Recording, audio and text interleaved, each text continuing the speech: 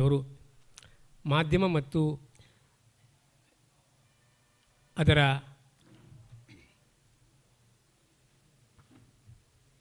ವಿಶ್ವಾಸಾರ್ಹತೆಯ ಬಗ್ಗೆ ಮಾತಾಡ್ತಾರೆ. ಈ ಸಮಾರಂಭದ ಒಟ್ಟಿಗೆ ನಾವು ಮೂಡುಬಿದಿರೆಯಲ್ಲಿ ಬಹು ವಿಶಿಷ್ಟವಾದಂತಹ ಬಹುಭಾಷಾ ಕವಿಗೋಷ್ಠಿಯನ್ನು ಸದಾನಂದ ನಾರಾವಿ ಅವರ ಅಧ್ಯಕ್ಷತೆಯಲ್ಲಿ ನಡೆಸುವವರಿದ್ದೇವೆ. ಈ ಕಾರ್ಯಕ್ರಮ ಬಹುಭಾಷಾ ಕವಿಗೋಷ್ಠಿ ಕಾರ್ಯಕ್ರಮ ಓರ್ವ ಕವಿಯೂ ಆಗಿದ್ದು, ಸಂಘಟಕರೂ ಆಗಿದ್ದು, ಬಹುಮುಖ ಪ್ರತಿಭೆಯ ಪತ್ರಕರ್ತರಾಗಿದ್ದಂತಹ ನಮ್ಮ ಒಡನಾಡಿ ಶೇಖರ ಜಕಾರು ಅವರಿಗೆ ಸಮರ್ಪಣೆ ಆಗ್ತದೆ. ಈಗ ಇನ್ನೇನು ಈ ನಮ್ಮ ಕಾರ್ಯಕ್ರಮವನ್ನು ಮಿತ್ರರಾದಂತಹ ಒಡನಾಡಿ ಪತ್ರಕರ್ತ ಅಶ್ರಫ್ ವಾಲ್ಪಾಡಿ ಅವರು ನಿರ್ವಹಿಸಬೇಕಾ ಕೇಳ್ಕೊಳ್ತೇನೆ.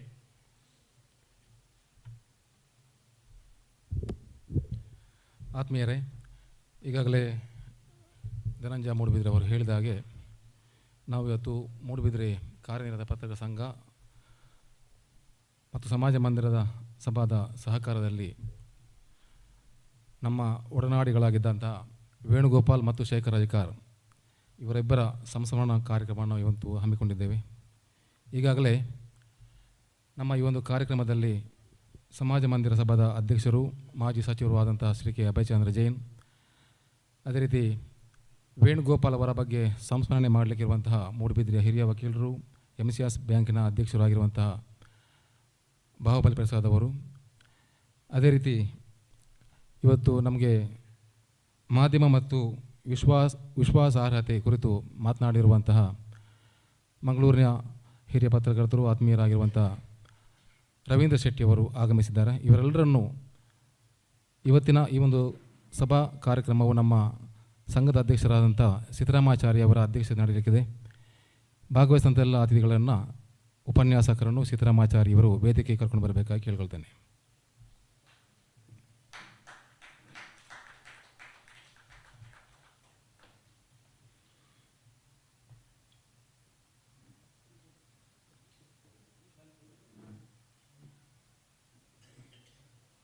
ಕಾರ್ಯಕ್ರಮದ ಮೊದಲು ಪ್ರಾರ್ಥನೆ ನಮ್ಮ ಸಂಘದ ಸದಸ್ಯೆ ಕುಮಾರಿ ಪ್ರೇಮಶ್ರೀ ಮತ್ತು ಕಚೇರಿ ನಿರ್ವಾಹಕಿ ಕುಮಾರಿ ದೀಪ್ತಿ ಅವರಿಂದ.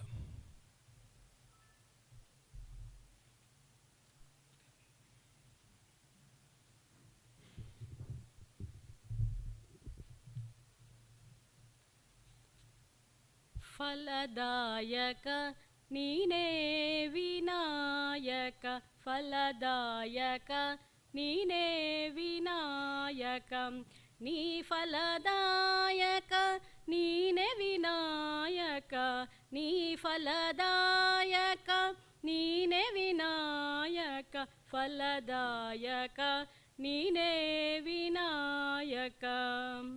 ಭಜನಾರಂಭದಿ ಭಜಿಸುವೆ ನಿನ್ನನು, ಭಜನಾರಂಭದಿ ಭಜಿಸುವೆ ನಿನ್ನನು, ಭಜನೆ ಸಿದ್ಧಿಪುದೆ ಮಗೆ ವಿನಾಯಕ, ಫಲದಾಯಕ ನೀನೇ ವಿನಾಯಕ.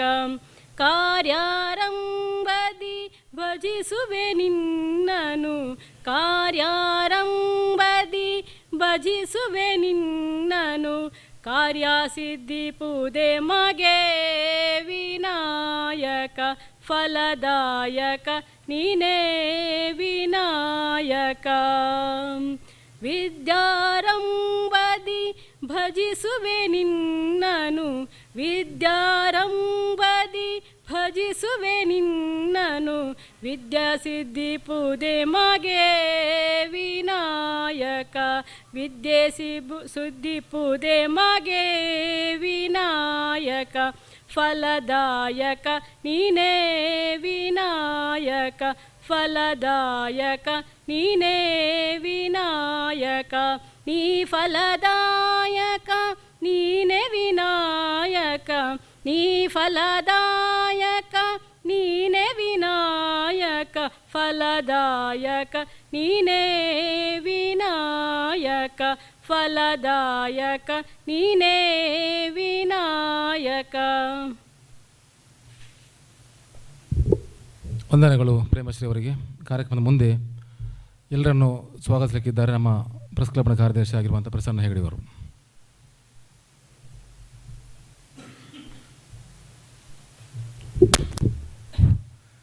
ಎಲ್ರಿಗೂ ನಮಸ್ಕಾರ. ಬಂಧುಗಳೇ, ನಮ್ಮ ಒಡನಾಡಿ ಪ್ರೆಸ್ ಕ್ಲಬ್ನ ಮಾಜಿ ಅಧ್ಯಕ್ಷರು, ವೃತ್ತಿಯಲ್ಲಿ ವಕೀಲರು ಆಗಿರುವ ವೇಣುಗೋಪಾಲ್ ಹಾಗೂ ಬಹುಮುಖ ಪ್ರತಿಭೆಯ ಪತ್ರಕರ್ತರಾಗಿರುವ ಶೇಖರ್ ಅಜೇಕರ್, ಇವರಿಬ್ಬರನ್ನು ನಾವು ಕಳೆದ ವರ್ಷ ಅಕ್ಟೋಬರ್ ತಿಂಗಳಲ್ಲಿ 2 ವಾರದ ಅಂತರದಲ್ಲಿ ಕಳ್ಕೊಂಡಿದ್ದೇವೆ. ಆ ದುಃಖ ನಮ್ಮನ್ನು ಇವತ್ತಿಗೂ ಕಾಡ್ತಾ ಇದೆ. ಇವರ ನೆನಪಿನ ಹಿನ್ನೆಲೆಯಲ್ಲಿ ಇವತ್ತು ನಾವು ಸಂಸ್ಮರಣಾ ಕಾರ್ಯಕ್ರಮವನ್ನು ಇಲ್ಲಿ ಹಮ್ಮಿಕೊಂಡಿದ್ದೇವೆ. ಈ ಒಂದು ಸಂಸ್ಮರಣಾ ಕಾರ್ಯಕ್ರಮದ ಹಿನ್ನೆಲೆಯಲ್ಲಿ ವೇಣುಗೋಪಾಲ್ ಅವರ ಕುರಿತು ಅವರ ವಕೀಲರು ಹಾಗೂ ಹಿರಿಯರು ಆಗಿರುವ ಬಾಹುಬಲಿ ಪ್ರಸಾದ್ ಅವರು ವೇಣುಗೋಪಾಲ್ ಅವರ ಕುರಿತು ಮಾತಾಡಲಿಕ್ಕಿದ್ದಾರೆ. ಅವರನ್ನು ನಾನು ಈ ಸಂದರ್ಭದಲ್ಲಿ ನಮ್ಮ ಸಂಘದ ಪರವಾಗಿ ಹಾಗೂ ಸೇರಿರುವ ತಮ್ಮೆಲ್ಲಂದ್ರ ಜೈನ್ ಅವರು ನಮ್ಮ ಜೊತೆ ಇದ್ದಾರೆ, ಅವರನ್ನು ನಾನು ಈ ಸಂದರ್ಭದಲ್ಲಿ ಪ್ರೀತಿಯಿಂದ ಈ ಸಭೆಗೆ ಸ್ವಾಗತಿಸ್ತಾ ಇದ್ದೇನೆ.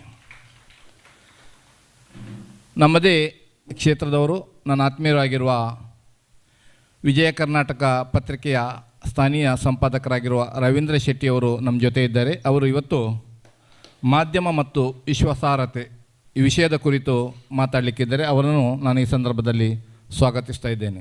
ಹಾಗೆಯೇ ಈ ಒಂದು ಕಾರ್ಯಕ್ರಮದ ಅಧ್ಯಕ್ಷತೆಯನ್ನು ವಹಿಸಿರುವವರು ನಮ್ಮ ಸಂಘದ ಅಧ್ಯಕ್ಷರಾಗಿರುವ ಸೀತಾರಾಮಾಚಾರ್ಯ ಅವರು, ಅವರನ್ನು ನಾನು ಈ ಸಂದರ್ಭದಲ್ಲಿ ಸಭೆಗೆ ಪ್ರೀತಿಯ ಸ್ವಾಗತವನ್ನು ಕೋರ್ತಾ ಇದ್ದೇನೆ. ಹಾಗೆಯೇ ಇವತ್ತಿನ ಸಂಸ್ಮರಣಾ ಕಾರ್ಯಕ್ರಮದಲ್ಲಿ ಬೇರೆ ಬೇರೆ ಕವಿಗಳು ನಮ್ಮ ಒಂದು ಆಹ್ವಾನವನ್ನು ಮನ್ನಿಸಿ ಬೇರೆ ಬೇರೆ ಕವಿಗಳು ಇಲ್ಲಿ ಬಂದಿದ್ದೀರಿ. ನಿಮಗೂ ಕೂಡ ಪ್ರೀತಿಯ ಸ್ವಾಗತ. ಕವಿ ಮನಸ್ಸಿನ ಅನೇಕ ಮಂದಿ ಬಂದಿದ್ದೀರಿ. ನಮ್ಮ ಆಮಂತ್ರಣವನ್ನು ಮನ್ನಿಸಿ ನಿಮಗೂ ಸಂಘದ ಪರವಾಗಿ ಪ್ರೀತಿಯ ಸ್ವಾಗತವನ್ನು ಬಯಸ್ತೇನೆ. ಹಾಗೆಯೇ ಶೇಖರ್ ಅಜೇಕರ್ ಅವರ ಧರ್ಮಪತ್ನಿ ಸೌಮ್ಯ ಅವರು ಇದ್ದಾರೆ.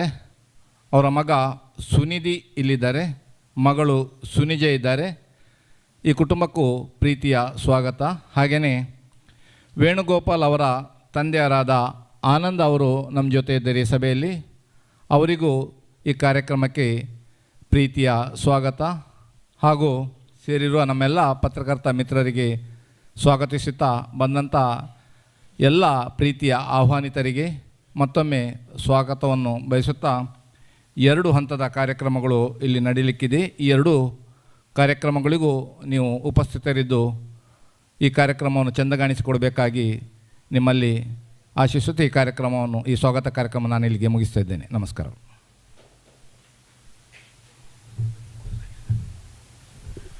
ಎಲ್ಲರನ್ನು ಸ್ವಾಗತಿಸಿದಂಥ ಪ್ರಸನ್ನ ಕೂಡ ಸ್ವಾಗತವನ್ನು ಮಾಡ್ತಾ ಇದ್ದೇನೆ.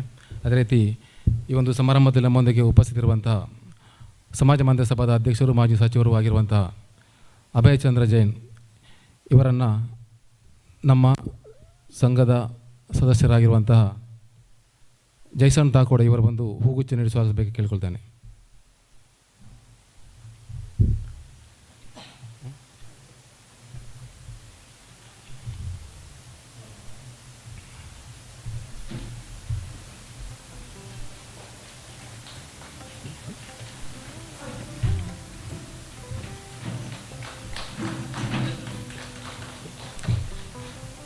ವೇಣುಗೋಪಾಲ್ ಅವರ ಸಂಸ್ಮರಣೆ ಮಾಡಲಿಕ್ಕಿರುವಂತಹ ಮೂಡುಬಿದಿರೆಯ ಹಿರಿಯ ವಕೀಲರು ಆಗಿರುವಂಥ ಬಾಹುಬಲಿ ಪ್ರಸಾದ್ ಅವರನ್ನು ನಮ್ಮ ಸಂಘದ ಉಪಾಧ್ಯಕ್ಷರಾದಂಥ ಹರೀಶ್ ಅದೂರು ಇವರು ಬಂದು ಹೂಗುಚ್ಚ ನೀಡಿ ಸ್ವಾಗತಿಸಬೇಕಾಗಿ ಕೇಳಿಕೊಳ್ತೇನೆ.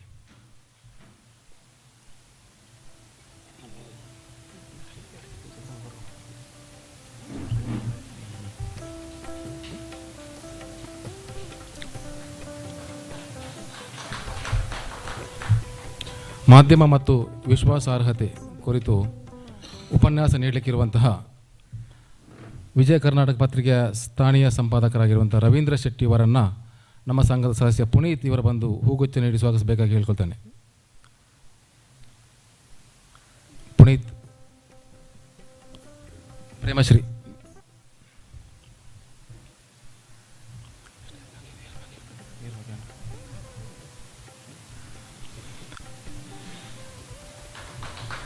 ಇನ್ನು ಈ ಒಂದು ಕಾರ್ಯಕ್ರಮದ ಸಭಾ ಅಧ್ಯಕ್ಷತೆ ವಹಿಸಿಕೊಂಡ್ರು ನಮ್ಮ ಸಂಘದ ಅಧ್ಯಕ್ಷರು ಬೆಳುವಾಯಿ ಸೀತಾರಾಮ ಆಚಾರ್ಯ ಇವರನ್ನು ನಮ್ಮ ಸಂಘದ ಮಾಜಿ ಅಧ್ಯಕ್ಷರಾದಂಥ ಯಶೋಧರ ಬಂಗ್ಯಾರ್ ಇವರು ಬಂದು ಹೂಗುಚ್ಚಿ ನೀಡಿ ಸ್ವಾಗತಿಸಬೇಕಾಗಿ ಕೇಳ್ಕೊಳ್ತೇನೆ. ಪ್ರಸನ್ನ ಹೆಗಡೆ ಬನ್ನಿ.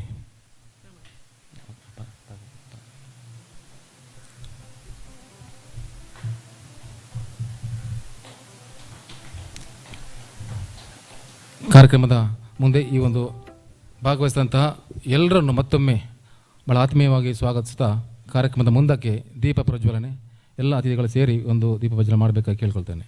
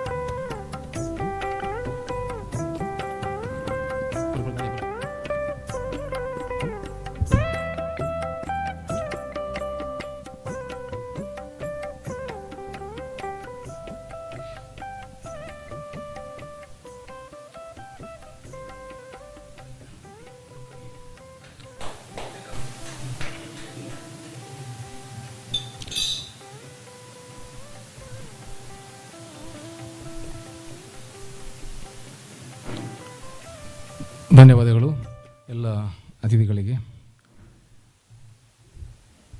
ಸಮಯ ಈಗಾಗಲೇ 3:43 ನಮ್ಮ ಎರಡೂ ಹಂತದ ಕಾರ್ಯಕ್ರಮಗಳನ್ನು ನಾವು 5 ಗಂಟೆಗೆ ಮುಗಿಸುವ ಒಂದು ಅಂದಾಜಿನಲ್ಲಿದ್ದೇವೆ. ಹಾಗಾಗಿ ನಾವು ನೇರವಾಗಿ ವೇಣುಗೋಪಾಲ್ ಅವರ ಸಂಸ್ಮರಣಾ ಕಾರ್ಯಕ್ರಮಕ್ಕೆ ತೆರಳ್ತಾ ಇದ್ದೇವೆ. ವೇಣುಗೋಪಾಲ್ ಅವರ ಬಗ್ಗೆ ತಮಗೆಲ್ಲ ಗೊತ್ತೇ ಇದೆ. ವೇಣುಗೋಪಾಲ್ ಅವರು ನಮ್ಮನ್ನಗಲಿ ಇಂದಿಗೆ 1 ವರ್ಷ 10 ದಿವಸಗಳಾಗಿದೆ. ಕಳೆದ ವರ್ಷ ಅಕ್ಟೋಬರ್ 16ರಂದು ವೇಣುಗೋಪಾಲ್ ಅವರು ನಮ್ಮನ್ನು ಅಗಲಿದ್ದಾರೆ. ಮೂಡುಬಿದಿರೆ ಪ್ರೆಸ್ ಕ್ಲಬ್ಗೆ ಸೇರಿದ ಆರಂಭದಲ್ಲೇ ಒಂದು ಮಹತ್ತರವಾದ ಜವಾಬ್ದಾರಿಯನ್ನು ಪಡೆದುಕೊಂಡು ಸುಮಾರು 4 ವರ್ಷಗಳಲ್ಲಿ ಅವರು ಪ್ರೆಸ್ ಕ್ಲಬ್ನ ಅಧ್ಯಕ್ಷರಾಗಿ ನಮ್ಮೆಲ್ಲರ ಸಾರಥಿಯಾಗಿ ಮುನ್ನಡೆಸಿದವರು. ಮೂಡುಬಿದಿರೆಯ ನಮ್ಮ ಬಹುಕಾಲದ ಒಂದು ಕನಸು ಆಗಿರುವಂತಹ ಪ್ರೆಸ್ ಕ್ಲಬ್ ಕಟ್ಟಡದ ಆ ಒಂದು ಹೋರಾಟದಲ್ಲೂ ಭಾಳಷ್ಟು ಮುಂಚೂಣಿಯಲ್ಲಿದ್ದಂಥ ವೇಣುಗೋಪಾಲ್ ಅವರು ಕಳೆದ ವರ್ಷ ಅಕ್ಟೋಬರ್ 16ರಂದು ನಮ್ಮನ್ನು ಅಗಲಿದ್ದಾರೆ. ಕೇವಲ ಪ್ರೆಸ್ ಕ್ಲಬ್ ಮಾತ್ರವಲ್ಲದೆ ಮೂಡುಬಿದಿರೆಯ ವಕೀಲರ ಸಂಘದಲ್ಲಿ ಕೂಡ ಅವರು ಬೇರೆ ಬೇರೆ ರೀತಿಯ ಪದಾಧಿಕಾರಿಯಾಗಿ ಸೇವೆಯನ್ನು ಸಲ್ಲಿಸಿದವರು. ಬಹುಶಃ ವಕೀಲರಾದಂಥ ಬಾಹುಬಲಿ ಪ್ರಸಾದ್ ಅವರಿಗೆ ವೇಣುಗೋಪಾಲ್ ಅವರ ಬಗ್ಗೆ ಖಂಡಿತವಾಗಿ ಗೊತ್ತಿದೆ. ಹಾಗಾಗಿ ನಾವು ಬಾಹುಬಲಿ ಪ್ರಸಾದ್ ಅವರನ್ನು ಮತ್ತು ಈ ಹಿಂದೆ ಮೂಡುಬಿದಿರೆ ವಕೀಲರ ಸಂಘದ ಅಧ್ಯಕ್ಷರಾಗಿ ಇದ್ದುಕೊಂಡು ಸಮರ್ಥವಾಗಿ ಮುನ್ನಡೆಸಿದಂತಹ ಮೂಡುಬಿದಿರೆ ಹಿರಿಯ ವಕೀಲರು, ಅದೇ ರೀತಿ MCS ಬ್ಯಾಂಕಿನ ಅಧ್ಯಕ್ಷರಾಗಿ ಆಗಿರುವಂತಹ ಬಾಹುಬಲಿ ಪ್ರಸಾದ್ ಅವರು ವೇಣುಗೋಪಾಲ್ ಅವರ ಸಂಸ್ಮರಣೆ ಮಾಡಬೇಕಾಗಿ ಕೇಳ್ಕೊಳ್ತಿದ್ದೇನೆ.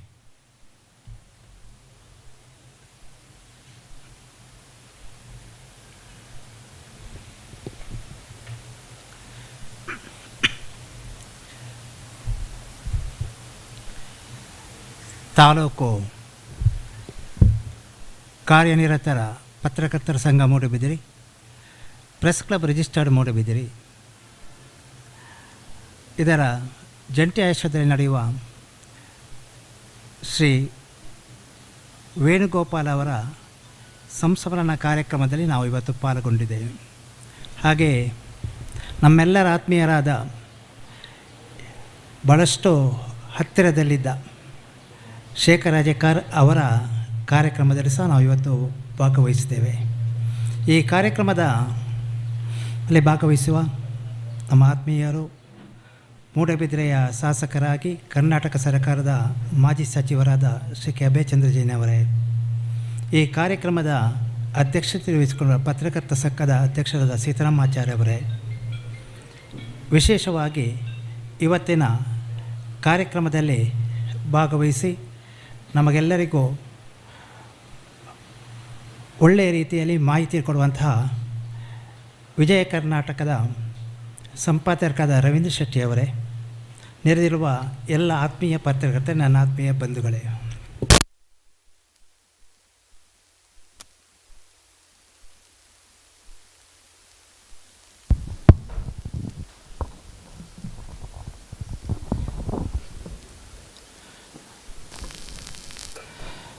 ಮನುಷ್ಯ ಜೀವನ ಭಾಳ ಪ್ರಾಮುಖ್ಯವಾದದ್ದು.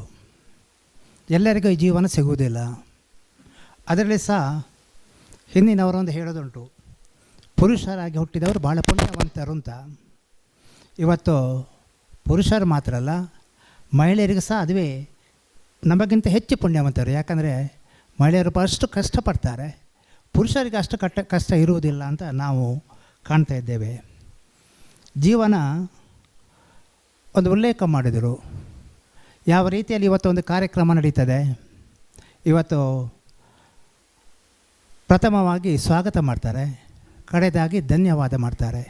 ನಮ್ಮ ಜೀವನವೂ ಹಾಗೆ, ಭಾಳಷ್ಟು ಶಾರ್ಟೆಸ್ಟ್ ಪೀರಿಯಡ್, ಭಾಳ ಚಿಕ್ಕ ಸಮಯದಲ್ಲಿ ಯಾವ ರೀತಿಯಲ್ಲಿ ಇವತ್ತು ಸ್ವಾಗತ ಮತ್ತು ಧನ್ಯವಾದ ನಡೀತದೆ, ಆ ಸ್ವಲ್ಪ ಅಂತರದಲ್ಲಿ ನಾವೆಲ್ಲ ಒಳ್ಳೆಯ ಕೆಲಸ ಮಾಡಿದ್ರೆ ನಮ್ಮನ್ನು ಖಂಡಿತವಾಗಿ ಜನರು ಮರೆಯುವುದಿಲ್ಲ. ಒಂದು ಹೇಳ್ತಾ ಇದ್ದಾರೆ, shortest memory and the longest memory ಅಂತ. ಶಾರ್ಟೆಸ್ಟ್ ಮೆಮೊರಿ ಅಂದರೆ ಇವತ್ತಿನ ಮೆಮೊರಿ, ಇವತ್ತಿನಿಂದ ಸಂಜೆವರೆಗೆ. ಲಾಂಗೆಸ್ಟ್ ಮೆಮೊರಿ ಅಂದರೆ ನಾವು ಜೀವನಾದ್ಯಂತ ನಾವು ನೆನಪಿಸಿಕೊಂಡ ಭಾಳಷ್ಟು ಜನರು ಇದ್ದಾರೆ.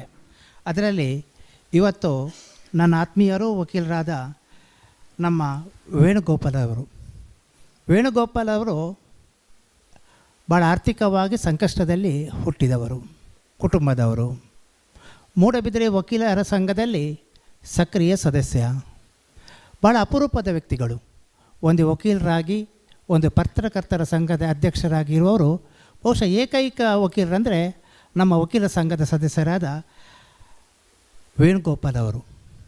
ಅವರು ಹೇಳಿದರು, ಕೊರೋನಾ ಟೈಮದಲ್ಲಿ ನಾನು ಸಹ ನೋಡಿದ್ದೇನೆ, ಪತ್ರಕರ್ತರ ಸಂಘ ಭಾಳಷ್ಟು ಕೆಲಸ ಮೂಡಬಿದಿರೆಯಲ್ಲಿ ಮಾಡಿದೆ. ಮನೆ ಮನೆಗೆ ಭೇಟಿ ನೀಡುವುದಿರ್ಬೋದು, ಅವರಿಗೆ ಆಹಾರ ಒದಗಿಸಿರುವ ಈ ಎಲ್ಲ ಕಾರ್ಯಕ್ರಮದ ಜವಾಬ್ದಾರಿ ತಗೊಂಡವರು ವೇಣುಗೋಪಾಲ್ ಅವರು. ಅವರು ಈ ಮೂಡಬಿದಿರೆಗೆ ಒಂದು ಪತ್ರಕರ್ತ ಸಂಘಕ್ಕೆ ಒಂದು ಸ್ಥಳ ಆಗಬೇಕು ಎಂಬ ಒಂದು ಭಾಳ ದೊಡ್ಡ ಆಲೋಚನೆಯಲ್ಲಿ ಇದ್ದರು. ಇದರ ಬಗ್ಗೆ ಭಾಳಷ್ಟು ಹೋರಾಟ ನಡೆಸಿ ಇವತ್ತು ಏನಾದರೂ ಪತ್ರಕರ್ತರ ಸಂಘಕ್ಕೆ ಒಂದು ಸ್ವಂತ ಕಟ್ಟಡ ಮಾಡುವ ಭರವಸೆಯನ್ನು ಕೊಟ್ಟದಲ್ಲದೆ ಆ ಸ್ಥಳವನ್ನು ಮಾಡಿಕೊಟ್ಟ ಕೀರ್ತಿ ಇವತ್ತು ವೇಣುಗೋಪಾಲಿಗೆ ಸಲ್ಲಿಸಿದೆ ಅಂತ ಹೇಳಿಕೆ ನಾನು ಸಂತೋಷಪಡ್ತಿದ್ದೇನೆ.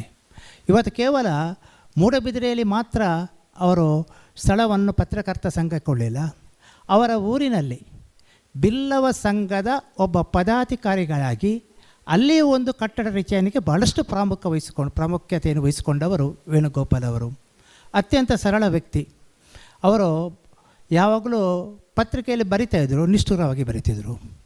ಅವರ ನಿಷ್ಠುರದ ಮಾತು ಅವತ್ತು ನ್ಯಾಯಾಲಯದಲ್ಲಿ ಸಹ ಭಾಳಷ್ಟು ಕಾಲ ಹೆಚ್ಚು ಅವರು ಪ್ರಾಕ್ಟೀಸ್ ಮಾಡಲಿಕ್ಕಿಲ್ಲ, ಆದರೂ ರೆಗ್ಯುಲರ್ ಕಮ್ಮಿಂಗ್ ಅಡ್ವೊಕೇಟ್ ಅಂತ ನಾವು ಹೇಳ್ತಿದ್ದೆವು. ಅವರು ಕಳೆದ 2 ವರ್ಷಗಳಿಂದ, ಅವರು ತೀರುವ 2 ವರ್ಷಗಳಿಂದ ನಿರಂತರವಾಗಿ ನ್ಯಾಯಾಲಯಕ್ಕೆ ಬರ್ತಿದ್ದರು. ಅದಕ್ಕಿಂತ ಮೊದಲು ನ್ಯಾಯಾಲಯಕ್ಕೆ ಬರೋದು ಬಹಳ ಕಡಿಮೆ. ಪತ್ರಕರ್ತರ ಸಂಘದ ಅಧ್ಯಕ್ಷ ಇರುವಾಗ ಅವರಿಗೆ ಭಾಳಷ್ಟು ಅವರದೇ ಕೆಲಸ ಇತ್ತು, ಆದರೆ ಆಮೇಲೆ ನಿರಂತರವಾಗಿ ನ್ಯಾಯಾಲಯಕ್ಕೆ ಬರ್ತಿದ್ದರು. ಅವರು ಸ್ವರ್ಗಸ್ಥಾಗುವ ಮೊದಲನೇ ದಿವಸ ಮ್ಯಾಜಿಸ್ಟ್ರೇಟರು ಒಂದು ಮಾತು ಉಲ್ಲೇಖ ಮಾಡಿದರು. ಅವರು ಹೀಗೆ ನ್ಯಾಯಾಲಯದ ಆವರಣದಲ್ಲಿ ತಿರುಗುವಾಗ ಈ ವೇಣುಗೋಪಾಲ್ ಅವರು ಕೋರ್ಟಿನ ನಮ್ಮ ವಕೀಲರ ಸಂಘದಲ್ಲಿ ಒಬ್ಬರೇ ಕುಳಿತುಕೊಂಡು ಪೇಪರ್ ಓದ್ತಾಯಿದ್ರು.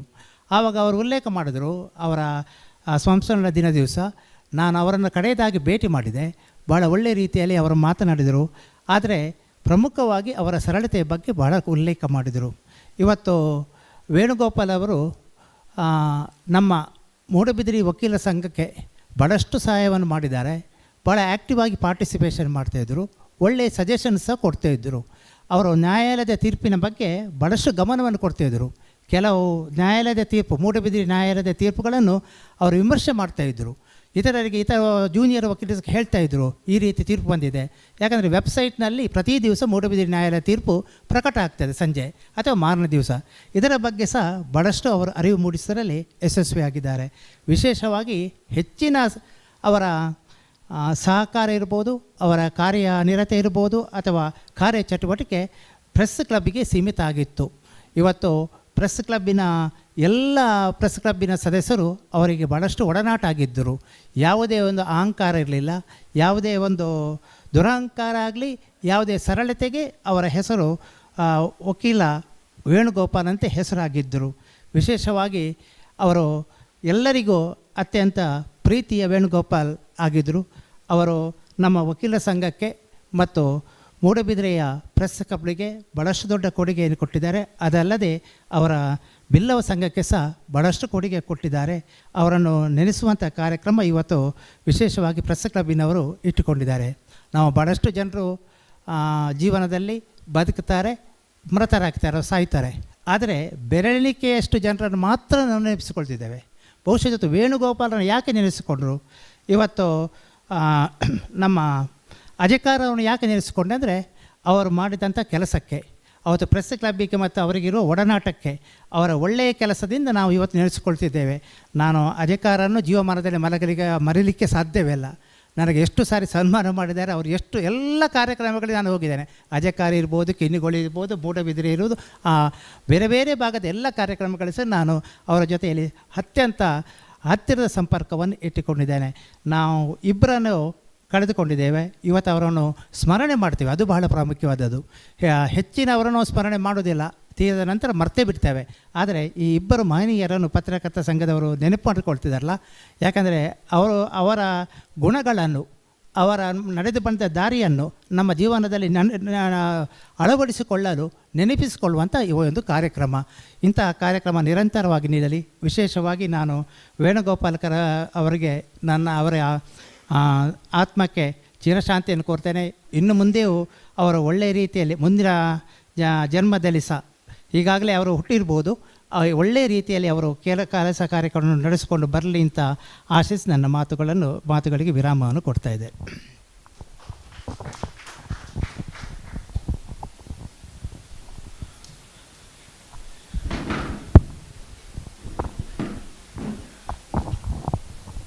ವೇಣುಗೋಪಾಲ್ ಅವರ ಬಗ್ಗೆ ಹಲವಾರು ವಿಚಾರಗಳನ್ನು ನಮ್ಮೊಂದಿಗೆ ಮತ್ತೆ ಹಂಚಿಕೊಂಡಂಥ ಬಾಹುಬಲಿ ಪ್ರಸಾದ್ ಅವರಿಗೆ ಧನ್ಯವಾದಗಳು.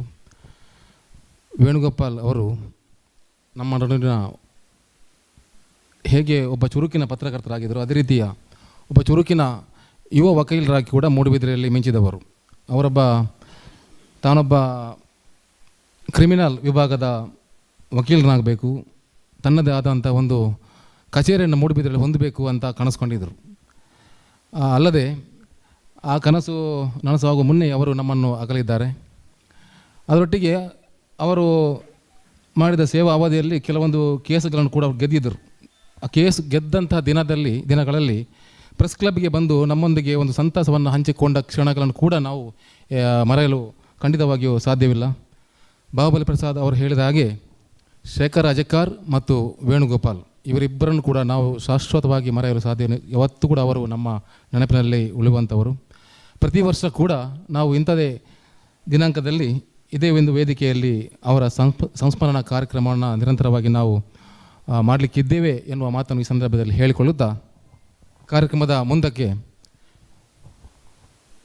ನಮ್ಮೆಲ್ಲರ ಆತ್ಮೀಯರು, ವಿಜಯ ಕರ್ನಾಟಕ ಪತ್ರಿಕೆಯ ಸ್ಥಾನೀಯ ಸಂಪಾದಕರು, ಪ್ರಮುಖ ವಾಗ್ಮಿಯೂ ಆಗಿರುವಂತಹ, ಅಲ್ಲದೆ ಕೆಲವೊಂದು ಪುಸ್ತಕಗಳನ್ನು ಕೂಡ ಬರೆದಿರುವಂತಹ ನಮ್ಮ ಆತ್ಮೀಯರು, ವಿಜಯ ಕರ್ನಾಟಕ ಪತ್ರಿಕೆಯಲ್ಲಿ ತಾವೆಲ್ಲ ತುಂಬ ಅವರ ಲೇಖನಗಳನ್ನು ಇಷ್ಟವರೆಗೆ ನಾವೆಲ್ಲ ಗಮನಿಸಿದ್ದೇವೆ. ರವೀಂದ್ರ ಶೆಟ್ಟಿಯವರು ಮಾಧ್ಯಮ ಮತ್ತು ವಿಶ್ವಾಸಾರ್ಹತೆ ಕುರಿತು ನಮ್ಮನ್ನು ಉದ್ದೇಶಿಸಿ ಮಾತನಾಡಲಿಕ್ಕಿದ್ದಾರೆ.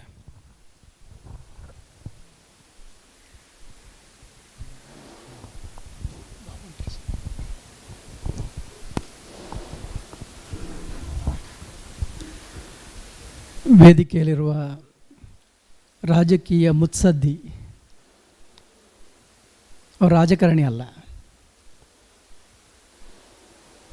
ನಮ್ಮೆಲ್ಲರ ನೆಚ್ಚಿನ ಅಭಯಚಂದ್ರ ಜೈನ್ ಅವರೇ, ಖ್ಯಾತ ನ್ಯಾಯವಾದಿಯಾಗಿರುವ ಬಾಹುಬಲಿ ಪ್ರಸಾದ್ ಅವರೇ, ಮತ್ತು ನಮ್ಮವರೇ ಆದ ಈ ಪ್ರೆಸ್ ಕ್ಲಬ್ನ ಅಧ್ಯಕ್ಷರು, ನಮ್ಮ ಪತ್ರಿಕೆಯ ಸಹೋದ್ಯೋಗಿ ಸೀತಾರಾಮಾಚಾರ್ಯ ಅವರೇ, ಮತ್ತು ಎಲ್ಲ ಮೂಡುಬಿದ್ರೆಯ ತಾಲೂಕು ಕಾರ್ಯನಿರತ ಪತ್ರಕರ್ತರ ಸಂಘದ ಸದಸ್ಯರೇ, ಪದಾಧಿಕಾರಿಗಳೇ, ಪ್ರೆಸ್ ಕ್ಲಬ್ಬಿನ ಸದಸ್ಯರೇ ಮತ್ತು ಪದಾಧಿಕಾರಿಗಳೇ, ಮಂಗಳೂರಿನಿಂದ ನಾನು ಇಲ್ಲಿಗೆ ಬರಲಿಕ್ಕೆ 2 ಮುಖ್ಯ ಕಾರಣ ಇದೆ.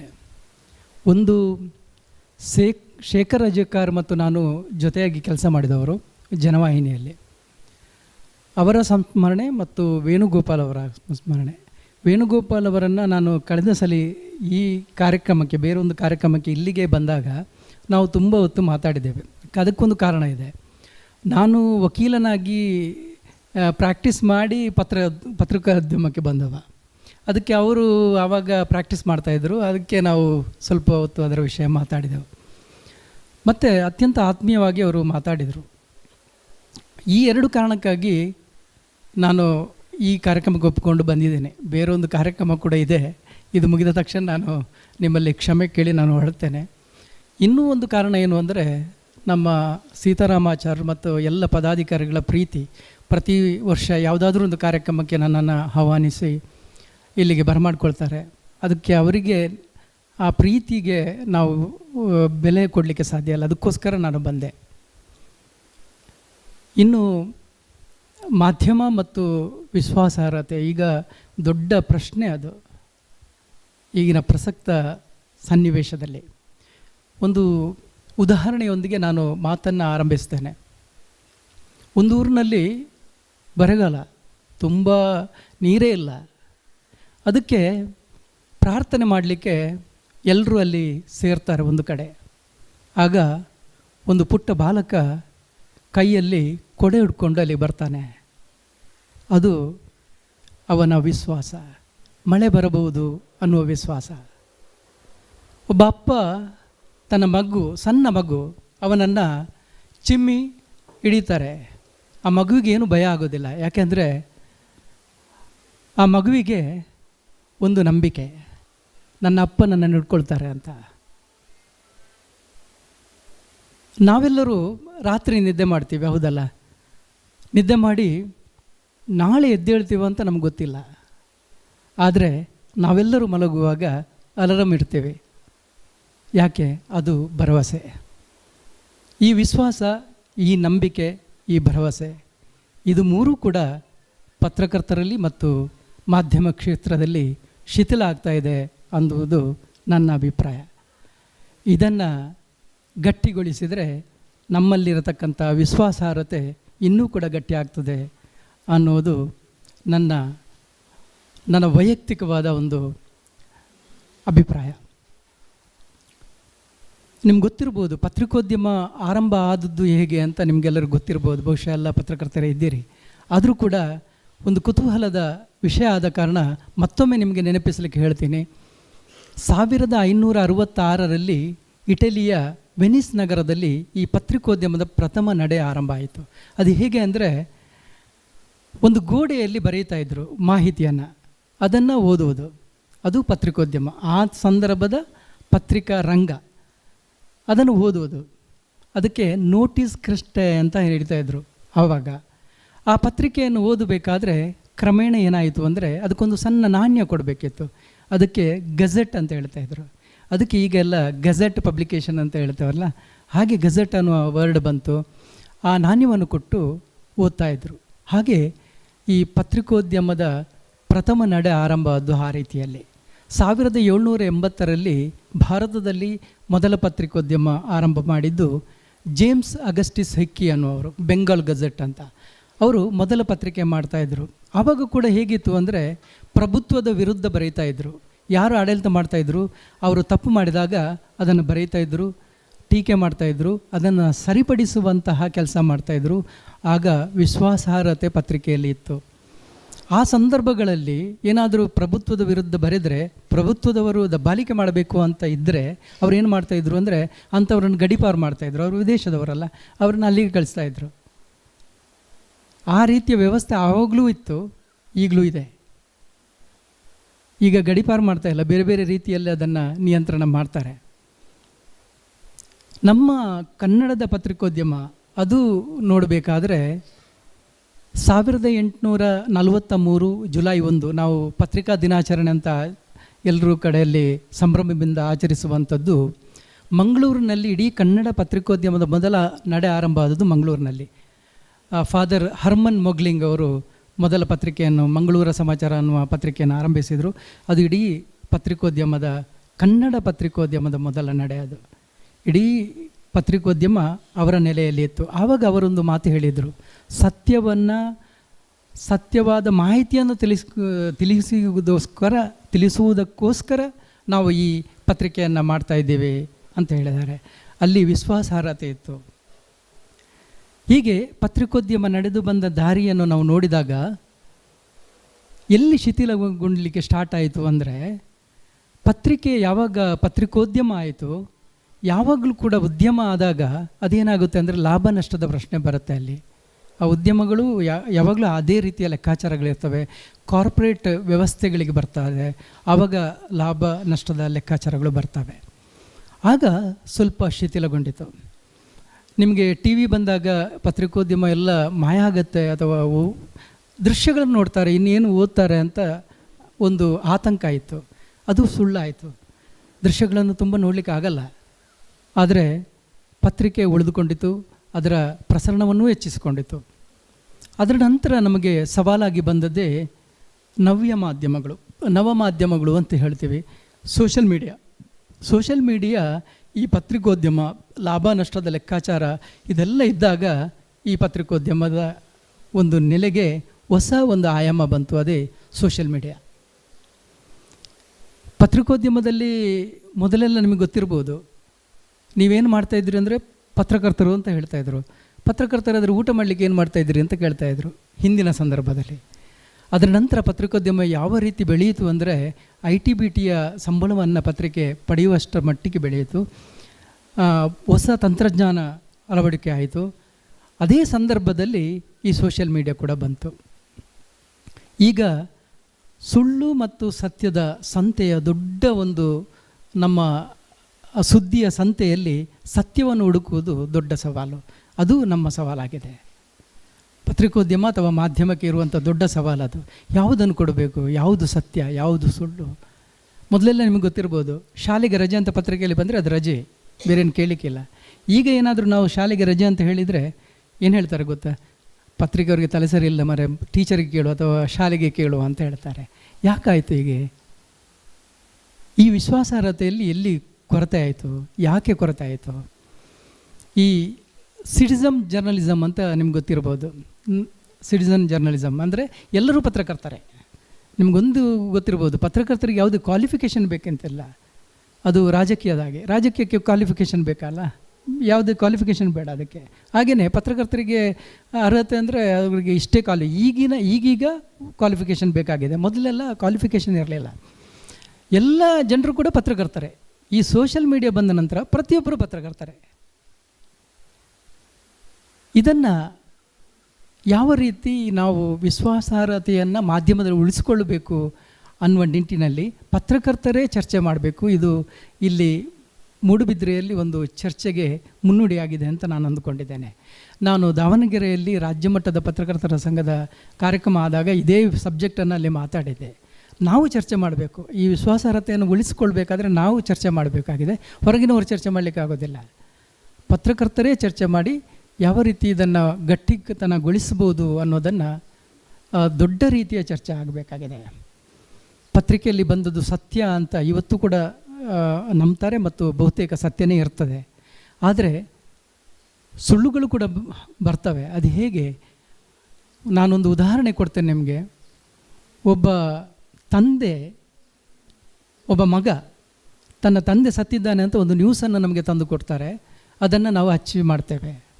ನಿಮ್ಗೆ ಗೊತ್ತಿರ್ಬೋದು, ಪತ್ರಿಕೆ ಎಲ್ಲ ವಿಶ್ವಾಸಾರ್ಹತೆಯಲ್ಲೇ ನಡೆಯುವಂಥದ್ದು. ನೀವೇನಾದರೂ ನ್ಯೂಸ್ ಕೊಟ್ಟರೆ ನಾವು ಮುದ್ರಣ ಮಾಡ್ತೀವಿ, ಅದೊಂದು ವಿಶ್ವಾಸ. ನಾವು ಆ ಸುದ್ದಿಯನ್ನು ಕೂಡ ಮುದ್ರಣ ಮಾಡಿದ್ದೇವೆ, ಆ ಪತ್ರಿಕೆಯಲ್ಲಿ ಮುದ್ರಣ ಆಯಿತು. ಆದರೆ ಆ ತಂದೆ ತೀರಿಕೊಂಡಿರಲಿಲ್ಲ. ತಂದೆ ಮತ್ತು ಮಗನ ವೈಯಕ್ತಿಕ ದ್ವೇಷದಿಂದಾಗಿ ಈ ರೀತಿಯ ಒಂದು ಪ್ರಮಾದ ಆಗಿತ್ತು. ಅಂದರೆ ಇಲ್ಲಿ ಓದುಗರು ವಿಶ್ವಾಸಾರ್ಹತೆಯನ್ನು ಹೊಂದಿರಬೇಕು, ನಾವು ಕೂಡ ವಿಶ್ವಾಸಾರ್ಹತೆಯನ್ನು ಕೊಡಲಿಕ್ಕೆ ರೆಡಿಯಾಗಿರಬೇಕು. ಆ ಕಾರಣಕ್ಕಾಗಿ ಹೆಚ್ಚಿನ ಪತ್ರಿಕೆಗಳು, ಈಗ ಇಂಗ್ಲೀಷ್ ಪತ್ರಿಕೆಗಳು ವಿಶೇಷವಾಗಿ, ಏನಾದರೂ ಹೀಗೆ ತೀರಿಹೋದ ಸುದ್ದಿ ಕೊಡಬೇಕಾದ್ರೆ ಡೆತ್ ಸರ್ಟಿಫಿಕೇಟನ್ನು ಕೇಳುವಂಥ ಪರಿಸ್ಥಿತಿಗೆ ಬಂತು. ಅಂದರೆ ನಾವು ವಿಶ್ವಾಸಾರ್ಹತೆ ಎಲ್ಲಿಂದ ಬರಬೇಕು? ನಾವು ಎಲ್ಲರೂ ವಿಶ್ವಾಸಾರ್ಹತೆಯಿಂದ ಕೆಲಸ ಮಾಡಿದಾಗ ಪತ್ರಿಕೆ ಕೂಡ ವಿಶ್ವಾಸಾರ್ಹತೆಯನ್ನು ಉಳಿಸಿಕೊಳ್ಳಿಕ್ಕೆ ಸಾಧ್ಯ ಆಗ್ತದೆ. ಇದು ಬಹಳ ಮುಖ್ಯ. ಇನ್ನು ಈಗ ಈ ಯುಗ ಏನು ಅಂದರೆ ವೈರಲ್ ಯುಗ ಅಂತ ನಿಮ್ಗೆ ಗೊತ್ತಿರ್ಬೋದು. ಇದು ವೈರಲ್ ಯುಗ, ಏನಿದ್ರೂ ವೈರಲ್ ಆಗುತ್ತೆ. ವೈರಲ್ ಮಾಡುವಂಥ ವ್ಯವಸ್ಥೆಗಳಿದೆ, ಸುದ್ದಿಗಳು ಎಲ್ಲರಿಗೂ ಗೊತ್ತಿರ್ತದೆ. ಆಗ ಪತ್ರಿಕೆಯ ಪಾತ್ರ ಎಲ್ಲಿರುತ್ತೆ ಅದನ್ನು ನಾವು ವಿಮರ್ಶೆ ಮಾಡಬೇಕಾಗಿದೆ. ಯಾವುದು ಓದುಗರಿಗೆ ಕೊಡಬೇಕು, ಮತ್ತು ಈ ವೈರಲ್ ಆದಂಥ ವಿಷಯಗಳನ್ನು ಮತ್ತೆ ನಾವು ವೈರಲ್ ಆಗಿದೆ ಅಂತ ಕೊಟ್ಟು ಪ್ರಯೋಜನ ಇಲ್ಲ. ನಾವು ಅದರ ಸತ್ಯ ಅಸತ್ಯತೆ ಎರಡನ್ನೂ ಪರಿಶೀಲನೆ ಮಾಡಿ ಆ ಸತ್ಯವನ್ನು ಕೊಡಬೇಕು. ಅದು ಸತ್ಯವ ಸುಳ್ಳ ಅಂತ. ಈಗ ಹೆಚ್ಚಿನವರು ವೈರಲ್ ಆದಾಗ ಏನು ಮಾಡ್ತಾರೆ ಅಂದರೆ, ಎಲ್ಲ ಪತ್ರಿಕೆಗಳು, ಬಹುತೇಕ ಪತ್ರಿಕೆಗಳು ಇಂತಹ ಸುದ್ದಿ ವೈರಲ್ ಆಗಿದೆ ಅಂತ ಕೊಡ್ತಾರೆ. ನಾನು ಅವಾಗ ಹೇಳ್ತೀನಿ, ಅದು ಬೇಡ ನಮಗೆ, ಯಾಕೆಂದರೆ ಅದು ವೈರಲ್ ಆಗಿದೆ ಅಲ್ಲ, ಅದು ಹೌದಾ ಅಲ್ವಾ ಅನ್ನೋದನ್ನು ವಿಮರ್ಶೆ ಮಾಡಿ ಹುಡುಕಿ ಸತ್ಯವನ್ನು ಹುಡುಕಿ ನಾವು ಕೊಡಬೇಕಾಗಿದೆ. ಈ ಎಲ್ಲ ಸವಾಲುಗಳನ್ನು ಈಗಿನ ಪತ್ರಕರ್ತರು ಎದುರಿಸುವಂತಹ ಪರಿಸ್ಥಿತಿ ಇದೆ. ಅದನ್ನು ಸಮರ್ಥವಾಗಿ ಎದುರಿಸಲಿಕ್ಕೆ ನಾವು ಏನೇನು ಮಾಡಬೇಕು ಅನ್ನೋದಕ್ಕೆ ಅಪ್ಗ್ರೇಡ್ ಆಗಲೇಬೇಕು, ಇಲ್ಲದ್ರೆ ಔಟ್ಡೇಟ್ ಆಗಿ ಹೋಗ್ತೇವೆ ನಾವು. ಅದಕ್ಕೋಸ್ಕರ ಇನ್ನೂ ಅನೇಕ ವಿಷಯಗಳಿದೆ, ಆದರೆ ಇಲ್ಲಿ ಸಮಯದ ಒತ್ತಡ ಇದೆ, ಹೆಚ್ಚು ಮಾತಾಡೋದಿಲ್ಲ. ಇನ್ನು ಶೇಖರ ಜಕಾರ್ ಕೊನೆಯ ಅವರ ಸಂದರ್ಭಗಳಲ್ಲಿ ನಾನು ಅವರ ಜೊತೆ ತುಂಬ ಟೈಮನ್ನು ಕಳೆದಿದ್ದೇನೆ. ಅವರು ಎಲ್ಲ ಕಾರ್ಯಕ್ರಮಗಳಿಗೆ ಬರ್ತಾಯಿದ್ರು, ಅದೊಂದು ವಿಶೇಷ ಅವರದು. ಉಡುಪಿಯಲ್ಲಿ ಬಂದಾಗ ಆ ಕಾರ್ಯಕ್ರಮದಲ್ಲಿ ಕೂಡ ನಾವು ಜೊತೆಯಾಗಿದ್ದೆವು. ಮತ್ತು ಅವರ ಮಗ ಒಂದು ಸಿನಿಮಾದಲ್ಲಿ ನಟನೆ ಮಾಡ್ತಾಯಿದ್ದಾನೆ. ಆ ಸಿನಿಮಾದಲ್ಲಿ ನನ್ನ ಮಗ ಕೂಡ ನಟನೆ ಮಾಡ್ತಾಯಿದ್ದ, ಅದು ಮಕ್ಕಳದ್ದು, ಸ್ಕೂಲ್ ಲೀಡರ್ ಅಂತ. ಆಗ ಆ ಸಂದರ್ಭಗಳಲ್ಲಿ ನನಗೆ ಅವರು ರೆಗ್ಯುಲರಾಗಿ ಸಿಗ್ತಾಯಿದ್ರು, ನಾವು ಮಾತಾಡ್ತಾಯಿದ್ದೆವು. ಪತ್ರಕರ್ತರಾಗಿ ತುಂಬ ಕೆಲಸಗಳನ್ನು ಮಾಡಿದ್ದಾರೆ, ಸಾಹಿತಿಯಾಗಿ ತುಂಬ ಕೆಲಸಗಳನ್ನು ಮಾಡಿದ್ದಾರೆ. ಬಟ್ ಅವರು ವೈಯಕ್ತಿಕವಾಗಿ ತುಂಬ ಪರಿಶ್ರಮ ಪಟ್ಟಿದ್ದಾರೆ, ಕಷ್ಟಪಟ್ಟಿದ್ದಾರೆ. ಬಾಂಬೆಗೆ, ಬ್ಯಾಂಗ್ಳೂರು, ಬೇರೆ ಬೇರೆ ಕಡೆಗಳಲ್ಲಿ ಕೆಲಸ ಮಾಡಿದ್ದಾರೆ. ಆಕಸ್ಮಿಕವಾಗಿ ಒಂದು ಘಟನೆ ನಡೆದು ಹೋಯಿತು. ಆದರೆ ಅವರ ಮನೆಯವರಿಗೆ ಒಳ್ಳೆಯದಾಗಲಿ, ಮಕ್ಕಳಿಗೆ ಒಳ್ಳೆಯ ಶಿಕ್ಷಣ ಸಿಗಲಿ, ಅದಕ್ಕೆ ನಾವೆಲ್ಲರೂ ನೆರವಾಗೋಣ ಅಂತ ಹೇಳ್ತಾ ನನ್ನನ್ನು ಪ್ರೀತಿಯಿಂದ ಕರೆದದ್ದಕ್ಕೆ ಕೃತಜ್ಞತೆಯನ್ನು ಅರ್ಪಿಸ್ತಾ ಮಾತಿನಿಂದ ವಿರಮಿಸ್ತೇನೆ. ನಮಸ್ತೆ.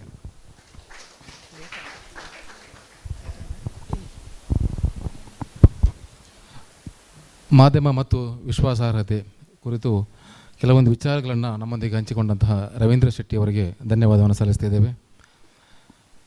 ನಮ್ಮ ಈ ಕಾರ್ಯಕ್ರಮದ ಬಗ್ಗೆ ಮೂಡುಬಿದಿರೆಯ ಜೈನ ಮಠದ ಸ್ವಾಮೀಜಿ ಅವರು ಒಂದು ಸಂದೇಶವನ್ನು ಕಳುಹಿಸಿದ್ದಾರೆ. ಧನಂಜಯ ಮೂಡುಬಿದಿರೆ ಅವರನ್ನು ಅದನ್ನು ವಾಚಿಸಬೇಕಾಗಿ ಕೇಳ್ಕೊಳ್ತೇನೆ.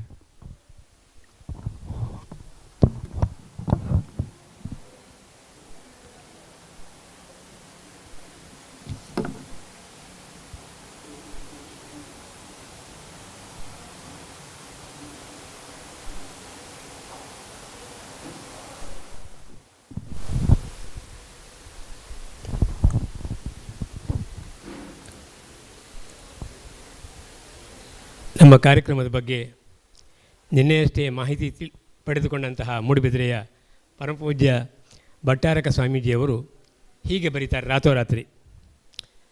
ಧರ್ಮಬಂಧು ಧನಂಜಯ ಮೂಡುಬಿದಿರೆ ಅವರೇ, ಶೇಖರ ಜಕಾರು ಸಂಸ್ಮರಣ ಕಾರ್ಯಕ್ರಮದ ಆಹ್ವಾನ ನೋಡಿದೆವು. ಶೇಖರ ಜಕಾರು ಬಹುಮುಖ ವ್ಯಕ್ತಿತ್ವದ ಓರ್ವ ಸರಳ ಸ್ನೇಹಜೀವಿ ವ್ಯಕ್ತಿ, ಸಹೃದಯ ಪತ್ರಕರ್ತರಾಗಿದ್ದರು. ಸದಾ ಒಂದಿಲ್ಲೊಂದು ಕಾರ್ಯದಲ್ಲಿ ತೊಡಗಿಸಿ ಕ್ರಿಯಾಶೀಲರಾಗಿದ್ದರು. 16/10/2023 ನಮ್ಮನ್ನು ಅಗಲಿದ ಇನ್ನೋರ್ವ ಯುವ ಪತ್ರಕರ್ತ ವೇಣುಗೋಪಾಲರ ಆಕಸ್ಮಿಕ ಅಗಲುವಿಕೆ ಬೇಸರ ತಂದಿದೆ. ನಮ್ಮನ್ನು ಅಗಲಿರುವ ಅವರಿಬ್ಬರ ಆತ್ಮಕ್ಕೆ ಉತ್ತಮ ಸದ್ಗತಿ ಪ್ರಾಪ್ತಿಯಾಗಲೆಂದು ಜಿನೇಶ್ವರ ಸ್ಮರಣೆಯೊಂದಿಗೆ ಪ್ರಾರ್ಥಿಸ್ತಾ ಇದ್ದೇವೆ. ಜಗದ್ಗುರು ಡಾಕ್ಟರ್ ಸ್ವಸ್ತಿ ಶ್ರೀ ಚಾರುಕೀರ್ತಿ ಪಂಡಿತಾಚಾರ್ಯವರ್ಯ ಮಹಾಸ್ವಾಮೀಜಿಯವರು. ವಂದನೆ. ವಂದನೆಗಳು. ಕಾರ್ಯಕ್ರಮದ ಮುಂದಕ್ಕೆ ಇವತ್ತಿನ ಈ ಒಂದು ಕಾರ್ಯಕ್ರಮ ಸಮಾಜ ಮಂದಿರ ಸಭಾದ ಸಹಕಾರದಲ್ಲಿ ನಡೀತಾ ಇದೆ. ನಮ್ಮೆಲ್ಲರ ಹಿತೈಷಿಗಳು, ಹಿರಿಯರು, ಮಾಜಿ ಸಚಿವರು ಮತ್ತು ಮೂಡುಬಿದಿರೆ ಸಮಾಜ ಮಂದಿರ ಸಭಾದ ಅಧ್ಯಕ್ಷರು ಆಗಿರುವಂತಹ ಅಭಯ್ ಚಂದ್ರ ಜೈನ್ ಇವರು ಈ ಒಂದು ಕಾರ್ಯಕ್ರಮವನ್ನು ಉದ್ದೇಶಿಸಿ ಮಾತನಾಡಬೇಕಾಗಿ ಕೇಳಿಕೊಳ್ತೇನೆ.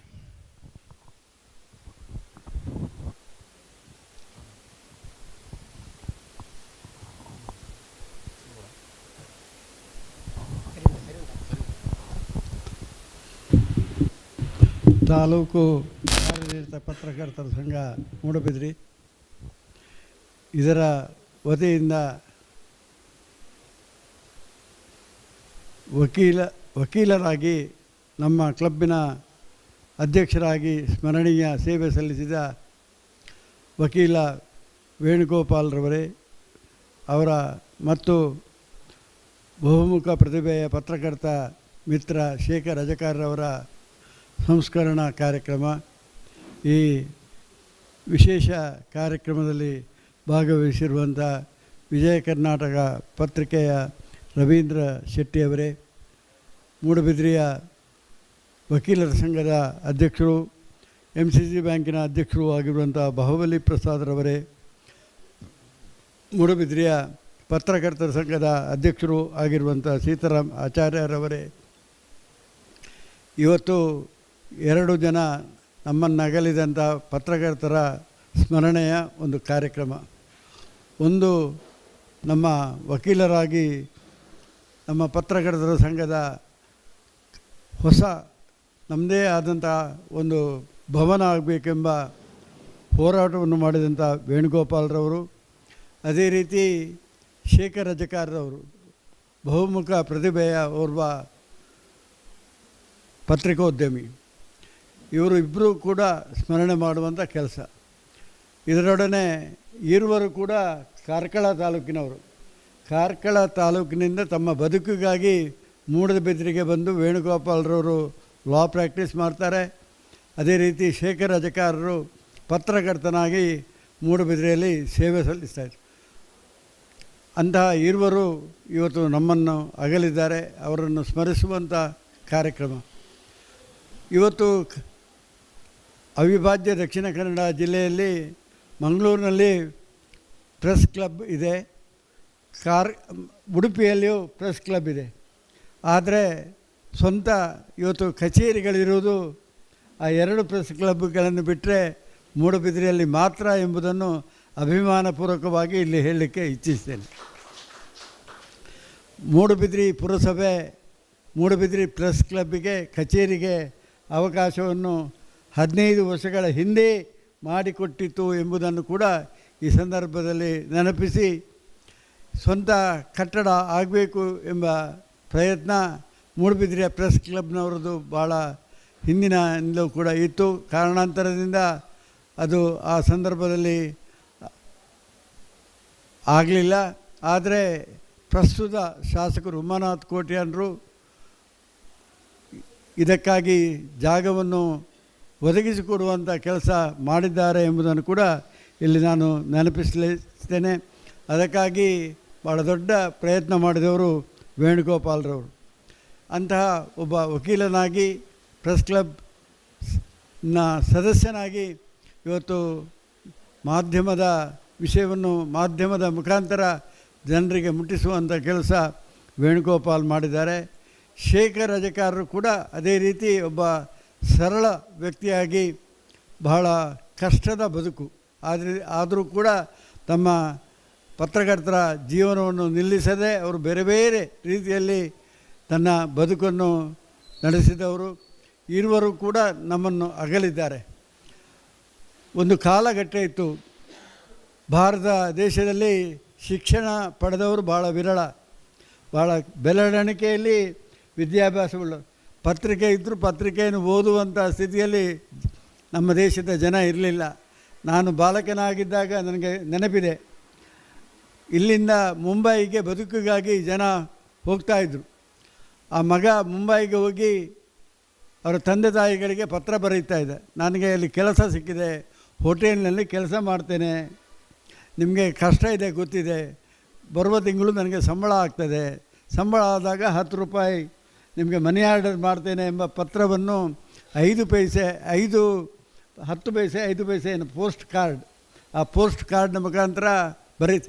ಆದರೆ ಮನೆಯವರಿಗೆ ಓದಲಿಕ್ಕೆ ಗೊತ್ತಿರಲಿಲ್ಲ. ಪಕ್ಕದ ಮನೆಯ ಬಾಲಕ ಯಾರಾದರೂ ಶಾಲೆಗೆ ಹೋಗೋದಿದ್ರೆ, ಇಲ್ಲದಿದ್ದರೆ ಮೇಷ್ಟ್ರು, ಹೆಚ್ಚಾಗಿ ಮೇಷ್ಟ್ರುಗಳ ಹತ್ರ ಆ ಪತ್ರಗಳನ್ನು ಓದಿಸುವಂಥ ಕೆಲಸ ಮಾಡ್ತಾಯಿದ್ರು ಎಂಬುದನ್ನು ಇಲ್ಲಿ ನೆನಪಿಸಲಿಕ್ಕೆ ಇಚ್ಛಿಸ್ತೇನೆ. ಇವತ್ತು ಕಾಲ ಬದಲಾವಣೆ ಆಗಿದೆ. ಇಲ್ಲಿ ಬಾಹುಬಲಿ ಪ್ರಸಾದ್ರವರು ವೇದಿಕೆಯಲ್ಲಿದ್ದಾರೆ. ಈ ಮೂಡುಬಿದಿರೆಯಲ್ಲಿ ನಮ್ಮ ಬಾಲ್ಯ ಜೀವನದಲ್ಲಿ ಇದ್ದದ್ದು ಜೈನ್ ಹೈಸ್ಕೂಲ್, ಒಂದೇ ಹೈಸ್ಕೂಲ್. ಕೆಲ್ಲಮುಡುಕೂರಿನಲ್ಲಿ ಹೈಸ್ಕೂಲ್ ಇರಲಿಲ್ಲ, ಶಿರ್ತಾಡಿಯಲ್ಲಿ ಇರಲಿಲ್ಲ, ಬೆಳುವಾಯಲ್ಲಿ ಇರಲಿಲ್ಲ, ಸಿದ್ದಕಟ್ಟೆಯಲ್ಲಿ ಇರಲಿಲ್ಲ. ಸಿದ್ದಕಟ್ಟೆ, ಬೆಳುವಾಯಿ, ಶಿರ್ತಾಡಿ, ಈಚೆಯಿಂದ ಬೇರೆ ಬೇರೆ ಈ ಕಡಂದಲೆ ಈ ಭಾಗದ ಜನ ವಿದ್ಯಾರ್ಥಿಗಳು ಕಲೀಲಿಕ್ಕಾಗಿ ನಡ್ಕೊಂಡು ಮೂಡುಬಿದಿರೆಗೆ ಬರೀ ಕಾಲಲ್ಲಿ ಬರ್ತಾ ಇದ್ದ ದಿನಗಳನ್ನು ನಾವು ಕಂಡಿದ್ದೀವಿ.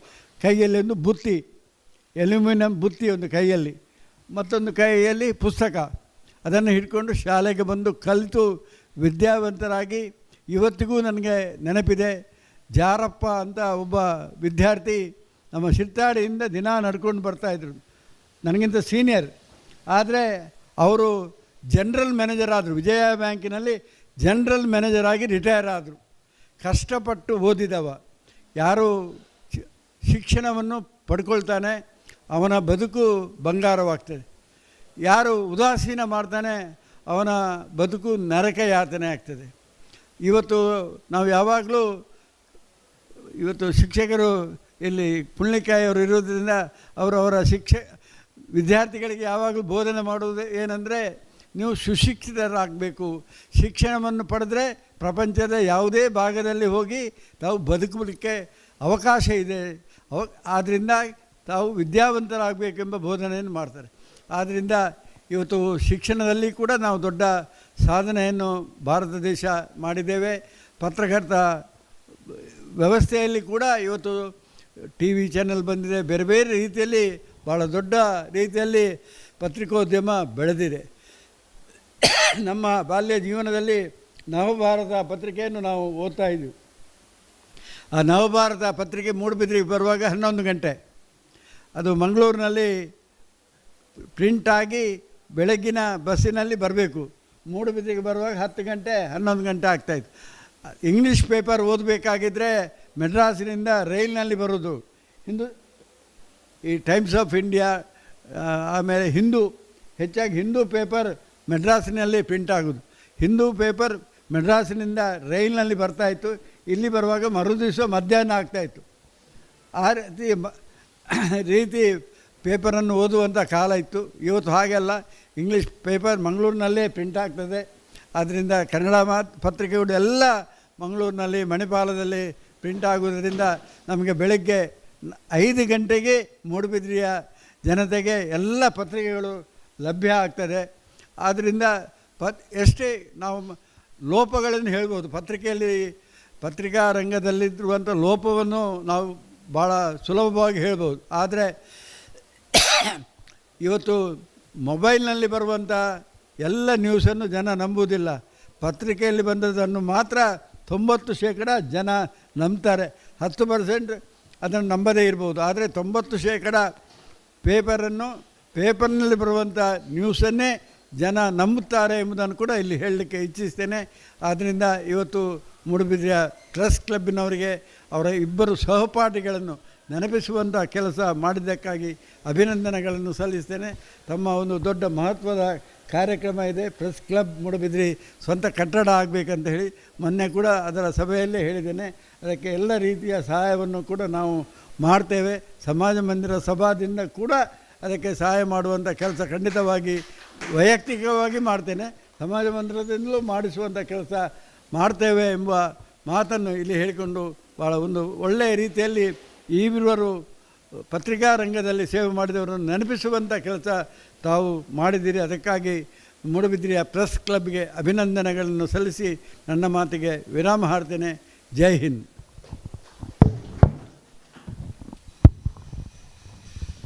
ಶೇಖರ್ ರಜಕಾರು, ವೇಣುಗೋಪಾಲ್ ಮತ್ತು ಪತ್ರಿಕೆಗಳ ಕುರಿತು ಮಾತನಾಡೋದ್ರ ಜೊತೆಗೆ ನಮ್ಮ ಪ್ರೆಸ್ ಕ್ಲಬ್ನ ಹೊಸ ಕಟ್ಟಡ ಕೂಡ ಸಹಕಾರದ ಮಾತುಗಳನ್ನು ಆಡಿದಂಥ ಅಭಯ್ ಚಂದ್ರ ಜೈನ್ ಅವರಿಗೆ ಧನ್ಯವಾದವನ್ನು ಸಲ್ಲಿಸ್ತಾ ಕಾರ್ಯಕ್ರಮದ ಮುಂದಕ್ಕೆ ಪ್ರಥಮ ಹಂತದ ಕಾರ್ಯಕ್ರಮ ಇಲ್ಲಿಗೆ ಮುಕ್ತಾಯಗೊಳ್ಳಲಿಕ್ಕಿದೆ. ನಮ್ಮೊಂದಿಗೆ ಭಾಗವಹಿಸಿದಂಥ ಎಲ್ಲ ಅತಿಥಿಗಳಿಗೆ ನಮ್ಮ ಸಂಘದ ಅಧ್ಯಕ್ಷರು ಒಂದು ಸ್ಮರಣೆಗೆ ನೀಡಿ ಗೌರವಿಸಬೇಕಾಗಿ ಕೇಳಿಕೊಳ್ತೇನೆ. ಅಭಯ್ ಚಂದ್ರ ಅವರಿಗೆ, ರವೀಂದ್ರ ಶೆಟ್ಟಿ ಅವರಿಗೆ ಮತ್ತು ಬಾಹುಬಲಿ ಪ್ರಸಾದ್ ಅವರಿಗೆ.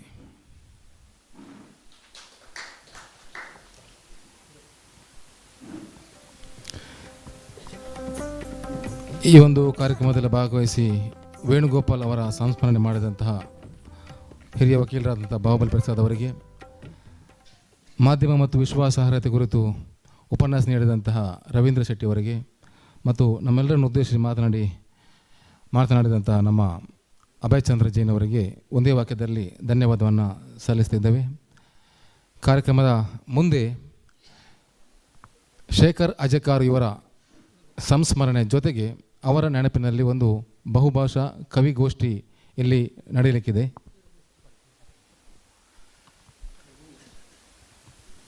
ಬಹುಶಃ ಶೇಖರ್ ಅಜಕಾರ್ ಅವರ ಬಗ್ಗೆ ಈಗಾಗಲೇ ತುಂಬ ಮಂದಿ ಮಾತನಾಡಿದ್ದಾರೆ.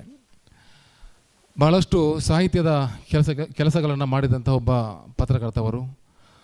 ನಾವು ಯಾರು ಕೂಡ ಅವರು ಭಾಗವಹಿಸಿದಂಥ ಸಾಹಿತ್ಯ ಸಮ್ಮೇಳನಗಳಲ್ಲಿ ನಮ್ಮಲ್ಲಿ ಹೆಚ್ಚಿನವರು ಭಾಗವಹಿಸಲಿಕ್ಕಿಲ್ಲ. ಎಲ್ಲ ಸಾಹಿತ್ಯ ಸಮ್ಮೇಳನಗಳು ಕೂಡ ಅವರು ನಿರಂತರವಾಗಿ ಪಾಲ್ಗೊಳ್ತಾ ಇದ್ದರು. ಹಲವಾರು ಕವಿಗೋಷ್ಠಿಗಳನ್ನು ಮಾಡೋದ್ರ ಜೊತೆಗೆ ಅಜಕಾರ್ನಲ್ಲಿ ಬೆಳದಿಂಗಲ ಸಾಹಿತ್ಯ ಸಮ್ಮೇಳನ ಎನ್ನುವುದನ್ನು ಮತ್ತು ಗ್ರಾಮೋತ್ಸವ ಎಂಬ ಪರಿಕಲ್ಪನೆಯನ್ನು ಪ್ರಥಮವಾಗಿ ಹುಟ್ಟು ಹಾಕಿದ್ದೇ ನನ್ನ ಲೆಕ್ಕದಲ್ಲಿ ಅವರೇ ಅಂತ ಕಾಣ್ತದೆ. ಅಂತಹ ಶೇಖರ್ ಅಜಕಾರ್ ಅವರ ಸಂಸ್ಮರಣೆಯನ್ನು ಮಾಡುವುದರ ಜೊತೆಗೆ ಬಹುಭಾಷಾ ಕವಿಗೋಷ್ಠಿಯ ಸಮಗ್ರ ನಿರ್ವಹಣೆಯನ್ನು ನಮ್ಮ ಧನಂಜಯ ಮೂಡುಬಿದ್ರೆಯವರು ಮಾಡಲಿಕ್ಕಿದ್ದಾರೆ. ಈಗಾಗಲೇ ಸಮಯ 4:25 ಆಗಿದೆ. 5 ಗಂಟೆಯ ಒಳಗೆ ಧನಂಜಯ ಮೂಡುಬಿದ್ರೆಯವರನ್ನು ಸಮರ್ಥವಾಗಿ ಕಾರ್ಯಕ್ರಮ ಮುಗಿಸಲಿಕ್ಕಿದ್ದಾರೆ ಎನ್ನುವ ವಿಶ್ವಾಸದ ಮಾತುಗಳೊಂದಿಗೆ ಧನಂಜಯ ಮೂಡುಬಿದ್ರೆಯವರಿಗೆ ಹಸ್ತಾಂತರಿಸ್ತೇವೆ.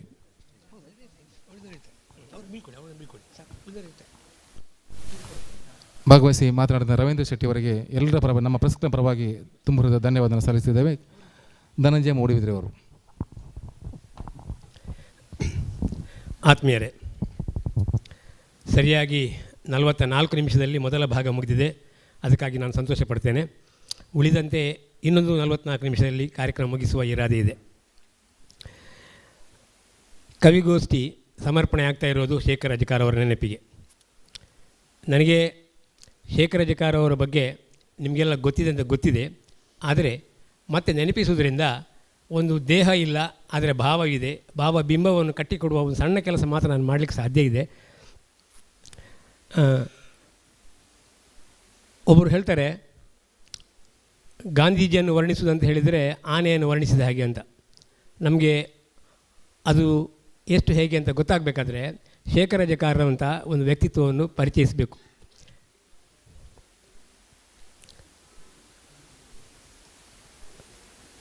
ಬಹಳ ಆಶ್ಚರ್ಯ ಆಗ್ತದೆ. ಒಬ್ಬ BCom ಪದವೀಧರನಾಗಿ ಮುಂಬೈ ವಿವಿಯಲ್ಲಿ ಕನ್ನಡದಲ್ಲಿ ಚಿನ್ನದ ಪದಕದೊಂದಿಗೆ MA ಪದವಿಯನ್ನು ಪಡೆದವರಾಗಿ, ಪತ್ರಿಕೋದ್ಯಮ ಸ್ನಾತಕೋತ್ತರ ಡಿಪ್ಲೊಮಾ ಪಡೆದವರಾಗಿ, ಮುಂಬೈಯಲ್ಲಿ, ಬೆಂಗಳೂರಲ್ಲಿ, ಮಂಗಳೂರಲ್ಲಿ, ಮೂಡುಬಿದಿರೆಯಲ್ಲಿ ಹೀಗೆ 10 ಕಡೆ ಪತ್ರಕರ್ತರಾಗಿ ಮಿಂಚಿದ್ದು ಮಾತ್ರ ಅಲ್ಲ. ಒಬ್ಬ ಪತ್ರಕರ್ತ ಜಾಕ್ ಆಫ್ ಆಲ್ ಟ್ರೇಡ್ಸ್ ಅಂತ ಹೇಳುವುದನ್ನು ಬಹುಶಃ ನಿಜಕ್ಕೂ ರೂಢಿಸಿಕೊಂಡ ಅಪರೂಪದ ವ್ಯಕ್ತಿ ಶೇಖರ್ ಅಜಕಾರು. ಅವರು ಏನು ಅಲ್ಲ ಎನ್ನುವುದು ಕಷ್ಟ. ನನ್ನ ಒತ್ತಾಯಕ್ಕೆ ಒಮ್ಮೆ ನಮ್ಮ ಕಾಳಿಕಾಂಬ ದೇವಸ್ಥಾನದಲ್ಲಿ ನಾಟಕದಲ್ಲಿ ಕೂಡ ಆ್ಯಕ್ಟ್ ಮಾಡಿದರು. ಅವರ ಸಾಧನೆಗಳನ್ನು ಪಟ್ಟಿ ಮಾಡಿದರೆ ಅದೇ ಒಂದು ಗೋಷ್ಠಿ ಆಗ್ತದೆ. ಹಾಗಾಗಿ ಆ ಅಪಾಯಕ್ಕೆ ನಾನು ಸಿಲುಕಿಕೊಳ್ಳಲಿಕ್ಕೆ ಇಷ್ಟಪಡುವುದಿಲ್ಲ. ಚಲನಚಿತ್ರೋತ್ಸವ ಬೇಕಾ, ಅವರು ಅದರ ರೂವಾರಿ. ಇನ್ನು ಪ್ರಥಮ ಕನ್ನಡ ಇಂಟರ್ನೆಟ್ ಕಾವ್ಯ ಸಂಕಲನ ಬೇಕಾ, ಕವನ ಸಂಕಲನ ಬೇಕಾ, ಅದನ್ನು ಮೊದಲಾಗಿ ಬಿಡುಗಡೆ ಮಾಡಿದವರು, ಅನಾವರಣಗೊಳಿಸಿದವರು ಅವರು. ಕಾರ್ಕಳದಲ್ಲಿ ನಡೆದ ಕಂಪ್ಯೂಟರೀಕೃತ ಛಾಯಾಚಿತ್ರ ಪ್ರದರ್ಶನ ಏರ್ಪಡಿಸಿದ್ದು ಅವರ ಸಾಧನೆ.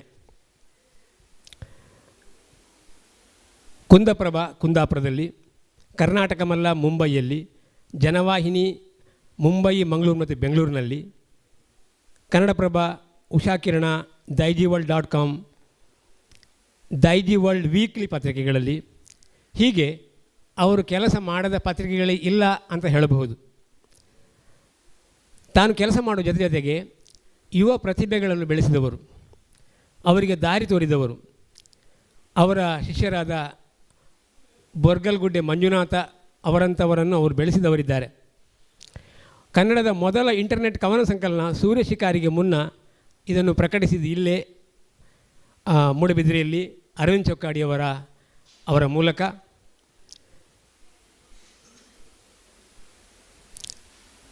ಪತ್ರಕರ್ತರ ವೇದಿಕೆ ರಿಜಿಸ್ಟರ್ಡ್ ಬೆಂಗಳೂರು ಇದರ ಉಡುಪಿ ಜಿಲ್ಲಾ ಘಟಕದ ಅಧ್ಯಕ್ಷರಾಗಿ ಅವರು ಬಹಳಷ್ಟು ಕಾರ್ಯಕ್ರಮಗಳನ್ನು ನಡೆಸಿಕೊಟ್ಟವರಿದ್ದಾರೆ. ಕನ್ನಡ ರಾಜ್ಯೋತ್ಸವ ದಿನ ಹಿರಿಯ ಸಾಹಿತಿಗಳ ಮನೆಗೆ ಹೋಗಿ ಅವರನ್ನು ಗೌರವಿಸುವ ಕಾರ್ಯಕ್ರಮವನ್ನು ಅವರು ನಿರಂತರವಾಗಿ ನಡೆಸಿಕೊಂಡು ಬಂದವರು. ಕರ್ನಾಟಕ ಮಾಧ್ಯಮ ಅಕಾಡೆಮಿ ಪ್ರಶಸ್ತಿ ವಿಜೇತ ಯುವ ಪತ್ರಕರ್ತ ದಿವಂಗತ ರಾಜೇಶ್ ಶಿಬಾಜಿ ಅವರ ಹೆಸರಿನಲ್ಲಿ ಅವರು ಹಲವಾರು ಮಂದಿಗೆ ಗೌರವ ಪ್ರಶಸ್ತಿಯನ್ನು ಕೊಡಿಸಿದವರು. ತನ್ನೂರು ಅಜಕಾರು ಬಗ್ಗೆ ನಮ್ಮೂರು ಅಜಕಾರು ಸಾಕ್ಷಿಚಿತ್ರ ನಿರ್ಮಿಸಿ ಊರಿನ ಬಗೆಗಿನ ಮೊದಲ ವಿಶಿಷ್ಟ ವೆಬ್ಸೈಟ್ ಅಜಕಾರ್.com ಆರಂಭಿಸಿದವರು. ಅದು www.ajakarnews.com ಮೂಲಕ ಹೆಸರಾಗಿದೆ. ವಿಕಿಪೀಡಿಯಾದಲ್ಲಿ ಅಜಕಾರ್ ಕುರಿತ ಹೆಚ್ಚಿನ ಮಾಹಿತಿಯೇ ಅವರ ಈ ವೆಬ್ಸೈಟನ್ನೇ ಲಿಂಕ್ ಆಗಿ ಪರಿಗಣಿಸಿರುವುದು ಒಂದು ದಾಖಲೆಯೇ ಸರಿ. ಮುಂಬೈಯಲ್ಲಿ ಅವರು ಹೋಟೆಲುಗಳಲ್ಲಿ ದುಡಿಯುವವರಿಗಾಗಿ ಸಾಹಿತ್ಯ ಸ್ಪರ್ಧೆ ಮಾಡಿದವರಿದ್ದಾರೆ. ಗೋರೆಗಾಂವ್ ಕರ್ನಾಟಕ ಸಂಘದಲ್ಲಿ ಕರ್ನಾಟಕ ಪತ್ರಿಕಾ ಅಕಾಡೆಮಿಯ ಸಹಯೋಗದೊಂದಿಗೆ ಪತ್ರಿಕೋದ್ಯಮ ಶಿಬಿರ ನಡೆಸಿದವರಿದ್ದಾರೆ. ಮುಂಬಯಿಯ ದೊಡ್ಡ ದೊಡ್ಡ ಸ್ಟಾರ್ ನಟರ ಜೊತೆ, ಕ್ರಿಕೆಟಿಗರ ಜೊತೆ ಅವರು ಸಂದರ್ಶನ ಮಾಡಿದವರಿದ್ದಾರೆ. ಮಹಾರಾಷ್ಟ್ರದಲ್ಲಿ ರಾಜ್ಯ ಮಟ್ಟದ ಕನ್ನಡ ವಿದ್ಯಾರ್ಥಿಗಳ ಸಮ್ಮೇಳನವನ್ನು ನಡೆಸಿ ಆಗಿನ ಮನಪ ಆಯುಕ್ತ GR ಕೈರ್ನಾರ್ ಅವರನ್ನೇ ಕರೆಸಿ ಭಾಷಣ ಮಾಡಿಸಿದವರಿದ್ದಾರೆ. ಹೀಗೆ ಹೇಳ್ತಾ ಹೋದರೆ ಹಲವಿವೆ. ಇವತ್ತು ಭಾಗವತರಾಗಿ ಹೆಸರಾಗಿರುವ ನಮ್ಮ ಜನಸಾಲೆ ರಾಘವೇಂದ್ರ ಆಚಾರ್ಯ ಅವರು ಮೂಡುಬಿದಿರೆಯ ಇಲ್ಲಿ 2003ರಲ್ಲಿ ನಡೆದಂತಹ ಅಖಿಲ ಭಾರತ ಕನ್ನಡ ಸಾಹಿತ್ಯ ಸಮ್ಮೇಳನದಲ್ಲಿ ಭಾಗವತಿಕೆಯ ಮೂಲಕ ಭಾವಗೀತೆಗಳನ್ನು ಹಾಡಿಸಿದ ಖ್ಯಾತಿ ಅದು ಶೇಖರ್ ಅಜಕಾರಿಗೆ ಸಲ್ತದೆ. ಇವತ್ತು ಜನಸಾಲೆಯವರು ದೊಡ್ಡ ಭಾಗವತರು. ಅವರ ಮೂಲದಲ್ಲಿ ಆ ಒಂದು ಸಾಧನೆ ಆಗಿದೆ ಎನ್ನುವುದನ್ನು ಹೇಳಲಿಕ್ಕೆ ಇಷ್ಟಪಡ್ತೇನೆ. ಪ್ರಥಮ ಮಾಮಿ ಅಂತಾರಾಷ್ಟ್ರೀಯ ಚಲನಚಿತ್ರೋತ್ಸವ ಮುಂಬೈಯಲ್ಲಿ ಜರುಗಿದಾಗ ಅವರು 1 ವಾರ ಇಡೀ ಕೆಲಸ ಮಾಡಿದವರಿದ್ದಾರೆ. ಇನ್ನು ಕಂಬಳದ ಬಗ್ಗೆ ಅವರು ಬರೆದ ಪುಸ್ತಕಗಳಿಗೆ ಲೆಕ್ಕ ಇಲ್ಲ. ಕಂಬಳ ಬೂಕ್ ಎನ್ನುವ ಸೀರೀಸ್ ಅವರು ಪ್ರಕಟ ಆಗಿದೆ. ಇನ್ನು ಗ್ರಾಮೋತ್ಸವಗಳನ್ನು ಅವರು ಹುಟ್ಟು ಹಾಕಿದ್ದೇ ಅವರು. ಇವತ್ತು 10 ಕಡೆ ಗ್ರಾಮೋತ್ಸವಗಳು ನಡೆಯುತ್ತಿದ್ದರೆ ಅದಕ್ಕೆ ಪ್ರೇರಣೆ ಶೇಖರ್ ಅಜಕಾರ್ ಅವರು. ಈ ಗ್ರಾಮೋತ್ಸವದಲ್ಲೇ ಅವರು ಸೌಮ್ಯ ಅವರನ್ನು ವರಿಸಿದ್ದು ಇಲ್ಲಿ ಉಲ್ಲೇಖನೀಯ.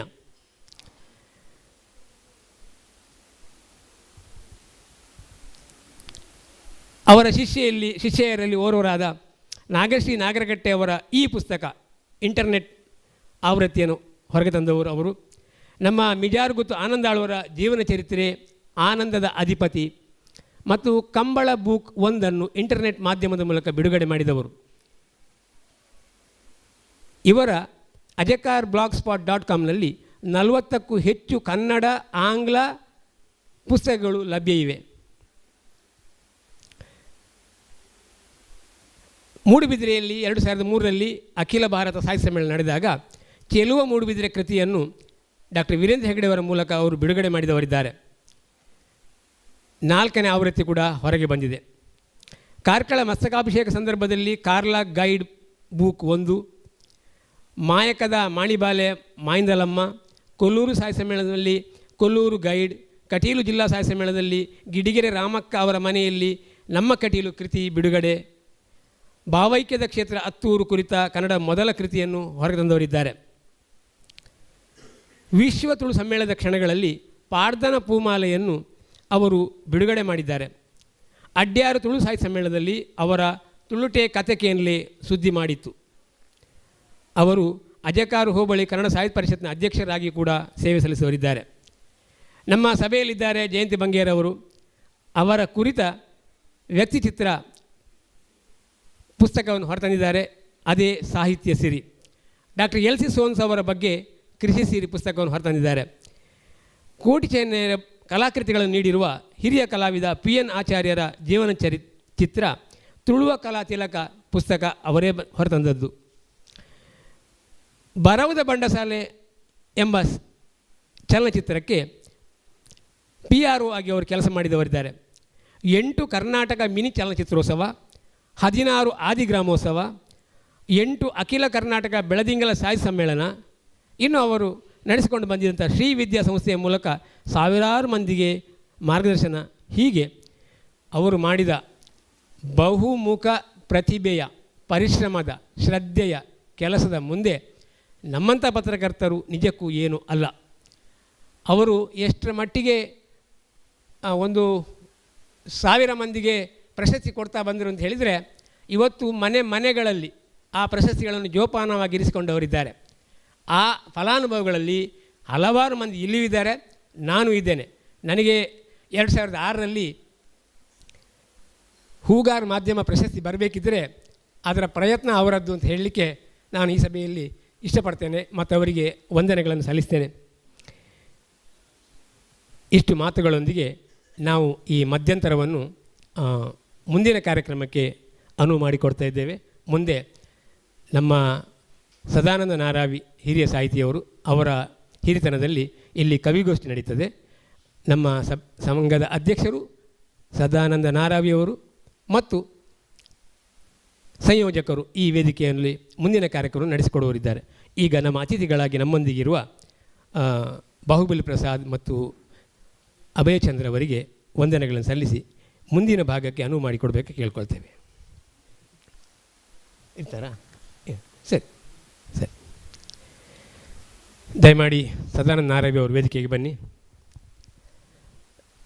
ನಮ್ಮ ಕಾರ್ಯಕ್ರಮಕ್ಕೆ ಬಹಳಷ್ಟು ಸಹಭಾಗಿತ್ವ ಒದಗಿಸಿರುವ ಸಮಾಜ ಮಂದಿರ ಸಭಾದ ಅಧ್ಯಕ್ಷರಾದಂಥ ಅಭಯಚಂದ್ರ ಅವರು ನಮ್ಮ ಜೊತೆ ಇರ್ತಾರೆ.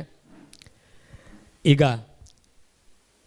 ನಾನು ಒಬ್ಬೊಬ್ಬರನ್ನೇ, ಯಾಕಂದರೆ ಇಲ್ಲಿ ಸ್ಥಳಾವಕಾಶ ಕಡಿಮೆ ಇರೋದ್ರಿಂದ ಒಬ್ಬೊಬ್ಬರನ್ನೇ ಕರೆದು ಇಲ್ಲಿ ಕೂತ್ಕೊಳ್ಳಿಸಿ ಸಾಂಕೇತಿಕವಾಗಿ ಗೌರವಿಸಿದ ಬಳಿಕ ಅವರು ತಮ್ಮ ಕವನವನ್ನು ವಾಚಿಸುವರಿದ್ದಾರೆ.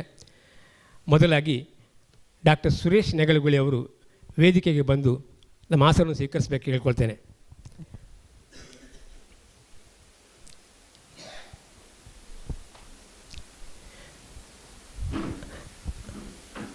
ಇವರು ನಾನು ಕೊನೆಯ ಕ್ಷಣದಲ್ಲಿ ಸಂಪರ್ಕಿಸಿದ್ದು, ಹಾಗಾಗಿ ಸ್ವಲ್ಪ ಮುಜುಗರ ಆಗ್ತದೆ. ಯಾಕಂದರೆ ಅವರು ದೊಡ್ಡ ದೊಡ್ಡ ಕವಿ ಸಮ್ಮೇಳನಗಳಲ್ಲಿ ಭಾಗವಹಿಸಿದವರು ವ್ಯಕ್ತಿ ನಮ್ಮ ನಡುವೆ ಇದ್ದಾರೆ. ನನ್ನ ಆತ್ಮೀಯ ಗೆಳೆಯರು ಹೌದು ಎಂದು ಹೇಳುವುದಕ್ಕೆ ಸಂತೋಷ ಪಡ್ತೇನೆ. ಅಳಿಕೆ ಗ್ರಾಮದ ನೆಗಳಗುಳಿ ಮೂಲದ ಡಾಕ್ಟರ್ ಸುರೇಶ್ ನೆಗಳಗುಳಿ ಅವರು ತಿಮ್ಮಣ್ಣ ಭಟ್ ಸಾವಿತ್ರಿ ದಂಪತಿಯವರ ಪುತ್ರರಾಗಿದ್ದಾರೆ. ಡಾಕ್ಟರ್ ಸಾವಿತ್ರಿ ಅವರ ಪತಿ ಇವರು ಸುಹಾಸ ಶುಭಾ ದಂಪತಿಯ ತಂದೆ. ಮಿಶ್ರ ಪದ್ಧತಿಯ ಶಸ್ತ್ರಚಿಕಿತ್ಸಕ, ಮೂಲವಾದಿ, ಚರ್ಮರೋಗ ಮೊದಲಾದ ಮೂತ್ರದ ಕಲ್ಲುಗಳ ಕ್ಷಾರ ಚಿಕಿತ್ಸಾ ತಜ್ಞ. ಮೂಡುಬಿದಿರೆಯಲ್ಲಿ ಅವರು ಬಹಳಷ್ಟು ಕಾಲ ಇದ್ದರು. ಇವತ್ತಿಗೂ ಕೂಡ ಅವರ ಆಧಾರ್ ಕಾರ್ಡ್ ಮೂಡುಬಿದಿರೆಯಲ್ಲೇ ಚಾಲ್ತಿಯಲ್ಲಿದೆ ಅಂತ ಹೇಳಲಿಕ್ಕೆ ಅವರು ಸಂತೋಷ ಪಡ್ತಾರೆ. ಪ್ರಾಧ್ಯಾಪಕ, ಬರಹಗಾರರಾಗಿದ್ದು ಪ್ರಕೃತ ಮಂಗಳ ಆಸ್ಪತ್ರೆಯ ವೈದ್ಯರಾಗಿದ್ದಾರೆ. ಬಜಾಲ್ ಪಕ್ಕಲಡ್ಕದ ಸುಹಾಸ ನಿವಾಸಿ. 10 ಕವನ ಸಂಕಲನ ಲೋಕಾರ್ಪಣೆಯಾಗಿವೆ. ಬಂಟ್ವಾಳ ತಾಲೂಕು ಕನ್ನಡ ಸಾಹಿತ್ಯ ಸಮ್ಮೇಳನದ ಸರ್ವಾಧ್ಯಕ್ಷರು ಆಗಿ, ಚಲನಚಿತ್ರ ನಟರಾಗಿ ಅನುಭವಿ. ಪ್ರಸ್ತುತ ಬಂಟ್ವಾಳ ತಾಲೂಕು ಅಖಿಲ ಭಾರತ ಸಾಹಿತ್ಯ ಪರಿಷತ್ತಿನ ಅಧ್ಯಕ್ಷ, JC ಮಾಜಿ ಅಧ್ಯಕ್ಷ, ರೋಟ್ರಿ ಲಯನ್ಸ್ ಇವುಗಳ ಹಾಲಿ ಸದಸ್ಯ, ರೋಟ್ರಿಯ ಮಾಜಿ ಸದಸ್ಯ, ವೈದ್ಯಕೀಯ ಸಂಘದ ಮಾಜಿ ಅಧ್ಯಕ್ಷ, ಕೇಂದ್ರ ಸಾಹಿತ್ಯ ವೇದಿಕೆ, ಅಖಿಲ ಭಾರತ ಸಾಹಿತ್ಯ ಪರಿಷತ್ನ ಹಾಲಿ ಅಧ್ಯಕ್ಷರಾಗಿದ್ದಾರೆ. ಮಂಗಳೂರು ತಾಲೂಕು ಚುಟುಕು ಸಾಹಿತ್ಯ ಪರಿಷತ್ತಿನ ಮಾಜಿ ಅಧ್ಯಕ್ಷರಾಗಿದ್ದಾರೆ. ವೈದ್ಯಕ ಮತ್ತು ವೈದ್ಯಕೇತರ ನೆಲೆಯಲ್ಲಿ 100ರ ಮೇಲೆ ಜಾಲತಾಣ ಪ್ರಶಸ್ತಿ ಮತ್ತು 20ರ ಮೇಲೆ ವೇದಿಕೆಯ ಪ್ರಶಸ್ತಿಗಳನ್ನು ಪಡೆದಿದ್ದಾರೆ. ಅವರು ಡಾಕ್ಟರ್ ಸುರೇಶ್ ನೆಗಳಗುಳಿ ಅವರು ಈಗ ಅವರೇ ಹೇಳಿದ ಹಾಗೆ ಹವ್ಯಕ ಕನ್ನಡದ ಒಂದು ಕವನವನ್ನು ವಾಚಿಸುವರಿದ್ದಾರೆ. ಈ ನಡುವೆ ವರ್ಷಗಳ ಹಿಂದೆ ನಮ್ಮನ್ನು ಅಗಲಿದ ಹಿರಿಯ ಪತ್ರಕರ್ತರಾಗಿದ್ದ ಗೋವರ್ಧನ್ ಹೊಸ್ಮನಿ ಅವರನ್ನು ಕೂಡ ನೆನಪಿಸಿಕೊಳ್ತೇವೆ. ಅವರ ಪತ್ನಿ ಗೌರಮ್ಮ ಅವರು ಸಭೆಯಲ್ಲಿರುವುದನ್ನು ನಾನು ಗೌರವಪೂರ್ವಕವಾಗಿ ನೆನೆದುಕೊಳ್ತೇನೆ. ಈಗ ಡಾಕ್ಟರ್ ಸುರೇಶ್ ನೆಗಳಗುಳಿ. ಇಲ್ಲಿ ಒಂದು ವಿಷಯ ಹೇಳಬೇಕು. ನಿಮಿಷ 3 ಎಲ್ಲ ಕವಿಗಳು ಗಮನಿಸಿ. ಅದರಲ್ಲಿ ಈ ಪರಿಚಯವನ್ನು ಬೇಕಾದ್ರೆ ಹೊರತುಪಡಿಸುವ ಕನ್ನಡೇತರ ಭಾಷೆಯ ಕವನ ವಾಚಿಸುವವರು ಅದರ ಜಿಸ್ಟನ್ನು 2-3 ವಾಕ್ಯದಲ್ಲಿ ಹೇಳಿದರೆ ಉತ್ತಮ.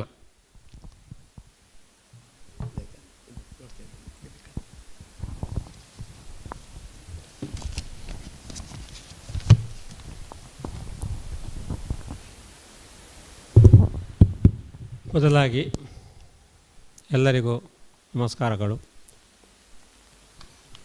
ಶೇಖರ್ ರಾಜಕಾರು ನನಗೆ ಬಹಳ ಅತ್ಯಂತ ಆತ್ಮೀಯರಾಗಿದ್ದವರು. ಹಲವಾರು ಬೆಳದಿಂಗಳ ಸಮ್ಮೇಳನಕ್ಕೆ ಅವರಿಗೋಸ್ಕರವೇ ನಾನು ಹೋಗಿದ್ದವ. ಅಂಥವರ ಒಂದು ಕಾರ್ಯಕ್ರಮದಲ್ಲಿ ಭಾಗವಹಿಸುವ ಸಲುವಾಗಿ ಅವಕಾಶ ಸಿಕ್ಕಿದಾಗ ನನಗೆ ಅದು ಬಹಳ ಒಂದು ಉತ್ತಮ ಅವಕಾಶ ಅಂತ ಅನಿಸಿತು. ಹಾಗೆಂತ ನಾನು ಅವರ ಈ ಸಂಸ್ಮರಣೆಗೆ ಸಂಬಂಧಪಟ್ಟ ಕವನ ಬರಲಿಲ್ಲ, ಬರೀಬಹುದಿತ್ತು, ಅದು ನನಗೆ ತಲೆಗೆ ಹೊಳಿಲಿಲ್ಲ. ನಾನು ಹವ್ಯಕ ಭಾಷೆ ಮಾತಾಡ್ತೇನೆ ಅಂತ ಹೇಳಿದೆ. ಹವ್ಯಕ ಅಂದರೆ ನಮ್ಮ ಒಂದು ಹಳೆಗನ್ನಡದ ಹಾಗೆ, ಮುದ್ದಣನ ಕನ್ನಡದ ಹಾಗೆ. ಪ್ರಾಯಶಃ ಅದರ ಅರ್ಥ ಬೇಕು ಅಂತ ಅನಿಸೋದಿಲ್ಲ ಕಾಣ್ತದೆ. ಬೇಕಾದರೆ ನಾನು ಮಧ್ಯದಲ್ಲಿ ಅಥವಾ ಕೊನೆಗೆ ಒಂದು ಸ್ವಲ್ಪ ಹೇಳಿಬಿಡ್ತೇನೆ ಅಷ್ಟೇ.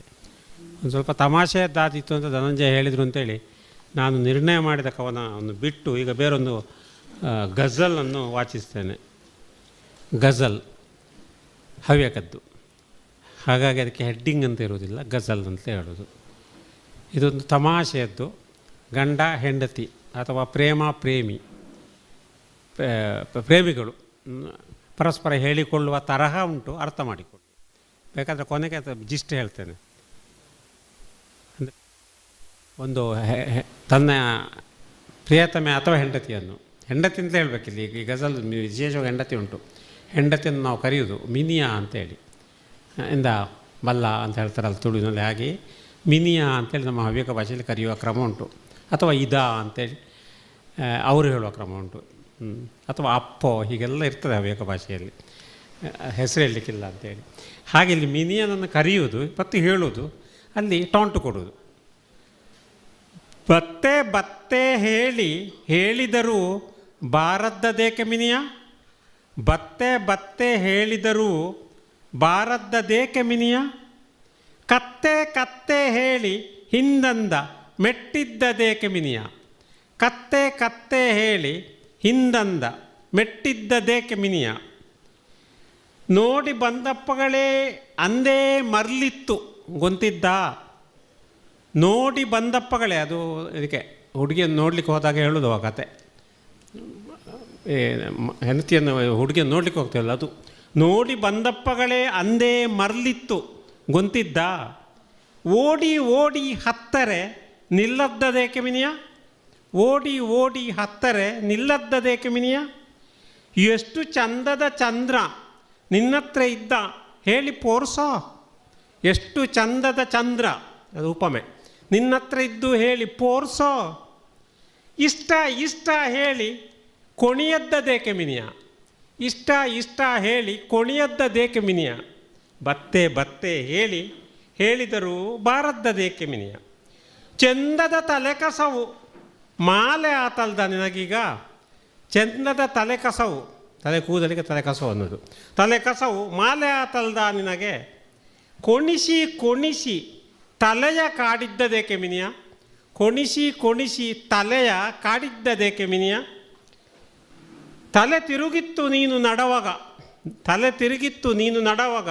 ಎಂತಗಪ್ಪ ಹೀಗೆ, ತಲೆ ತಿರುಗಿತ್ತು ನೀನು ನಡವಾಗ ಎಂತಗಪ್ಪ ಹೀಗೆ, ಮುತ್ತು ಹೇಳದ್ದದೇಕೆ ಮಿನಿಯ, ಮುತ್ತಿಕೊಳ್ಳು ಅಂತಲೂ ಆಗ್ತದೆ, ಮುತ್ತು ಅಂತಲೂ ಆಗ್ತದೆ, ಮುತ್ತು ಹೇಳದ್ದದೇಕೆ ಮಿನಿಯ, ಎಷ್ಟು ಒಪ್ಪ ಬಾಳೆದಿಂಡಿನ ತೊಡೆ ಹುಳುಕಪ್ಪಷ್ಟು, ಎಷ್ಟು ಒಪ್ಪ ಅಂದರೆ ಚಂದ ಅಂತೇಳಿ, ಎಷ್ಟು ಒಪ್ಪ ಬಾಳೆ ದಿಂಡಿನ ನಿನ್ನ ತೊಡೆ ಹುಳುಕಪ್ಪಷ್ಟು, ಉಳಿದವರು ಮತ್ಸರ ಪಡೋಷ್ಟು, ಒತ್ತು ಹೇಳಿ ನೊಣೆಯದ್ದದೇಕೆ ಮಿನಿಯ, ನೊಣೆಯದ್ದು ಅಂದರೆ ಒಂದು ಪ್ರಸಂಗವನ್ನು ಹೇಳುವುದು, ಒತ್ತಾಯಿಸುವುದು.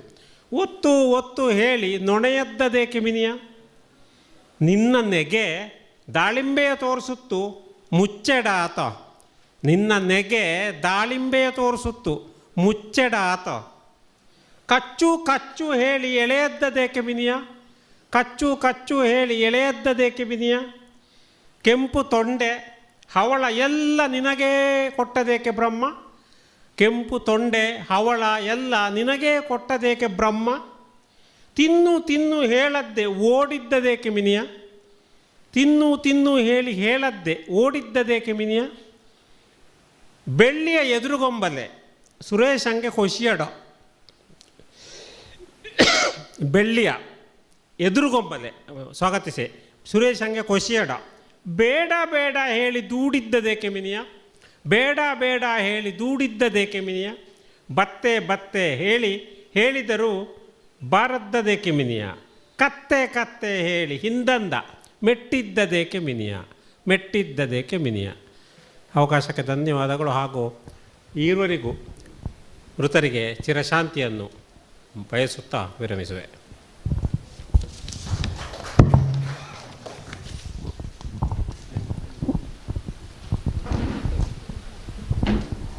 ಸರಿ,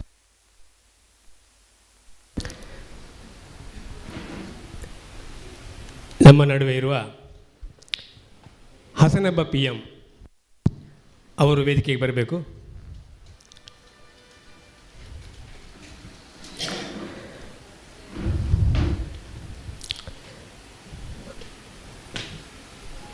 ಪಣಂಬೂರು ಕಡೆಯವರು ಕೂತ್ಕೊಳ್ಳಿ. ಮೂಡುಬಿದಿರೆಯಲ್ಲಿ ನೆಲೆಸಿ ಮೂಡುಬಿದಿರೆಯವರೇ ಆಗಿದ್ದಾರೆ.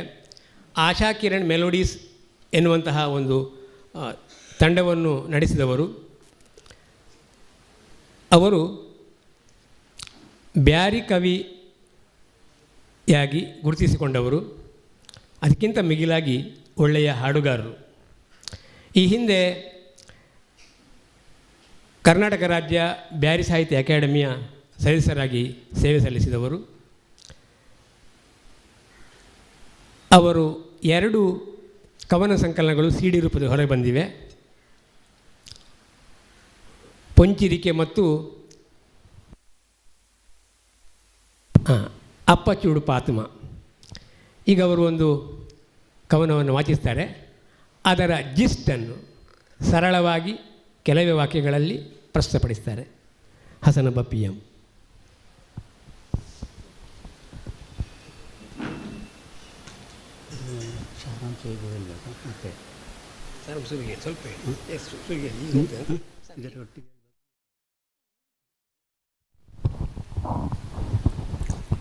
ವೇದಿಕೆಯಲ್ಲಿರುವ ಗಣ್ಯರೇ ಹಾಗೂ ನೆರೆದಿರುವ ಎಲ್ಲ ಗುರು ಹಿರಿಯರೇ ಹಾಗೂ ಸಾಹಿತಿಗಳೇ ಕವಿಗಳೇ ನನ್ನ ನಮಸ್ಕಾರಗಳು.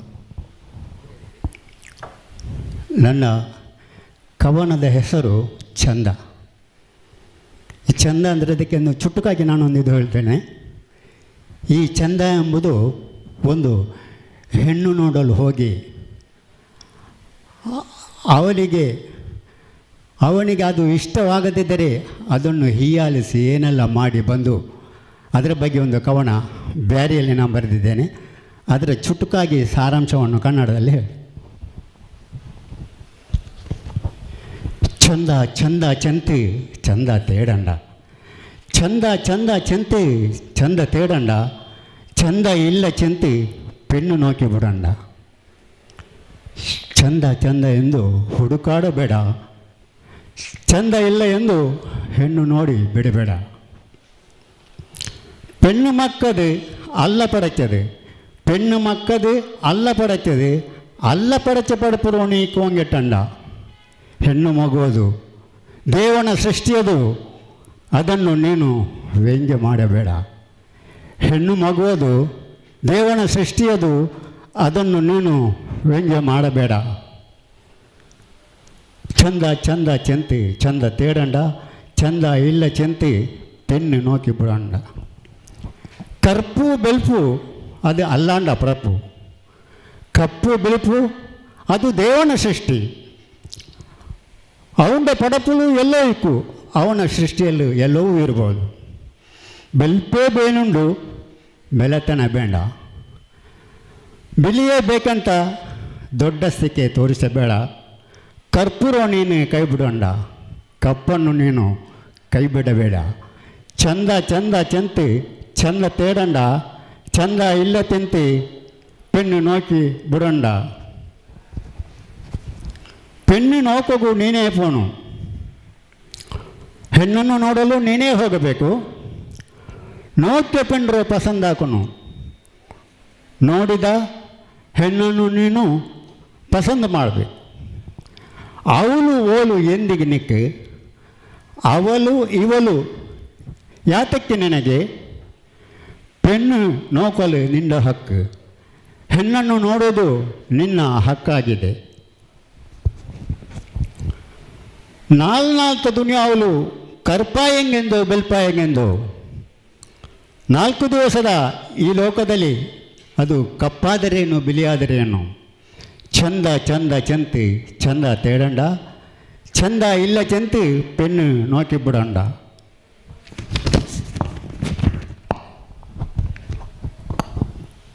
ಪೆಣ್ಣಿರ ಮನಸ್ಸಿಗೆ ದರ್ದ ಕಂಡ, ಹೆಣ್ಣಿನ ಮನಸ್ಸಿಗೆ ನೋವುಂಟು ಮಾಡಬೇಡ, ಕಣ್ಣಿರ ತನ್ನಿಗೆ ಬಲಿಯಾಗೊಂಡ, ಕಣ್ಣೀರಿಗೆ ನೀನು ಬಲಿಯಾಗಬೇಡ. ಪೆಣ್ಣಿರ ಮನಸ್ಸಿಗೆ ದರ್ದ ಕಂಡ, ಕಣ್ಣಿರ ತನ್ನಿಗೆ ಬಲಿಯಾಗೊಂಡ, ನಡೆತೆ ನೋಕು ನೀ ದೀನೇ ಇಲ್ಲ, ಅವಳ ನಡವಳಿಕೆ ನೋಡು ಧರ್ಮದ ಚೌಕಟ್ಟಿನಲ್ಲಿ, ಅವಳ ನಡವಳಿಕೆ ನೋಡು ಧರ್ಮದ ಚೌಕಟ್ಟಿನಲ್ಲಿ, ಕಷ್ಟತ್ತ ಕಾಸಿಗೆ ಕೈ ಕಾಟಂಡ, ಕಷ್ಟತ್ತ ಹಣಕ್ಕೆ ಕೈ ಚಾಚಬೇಡ,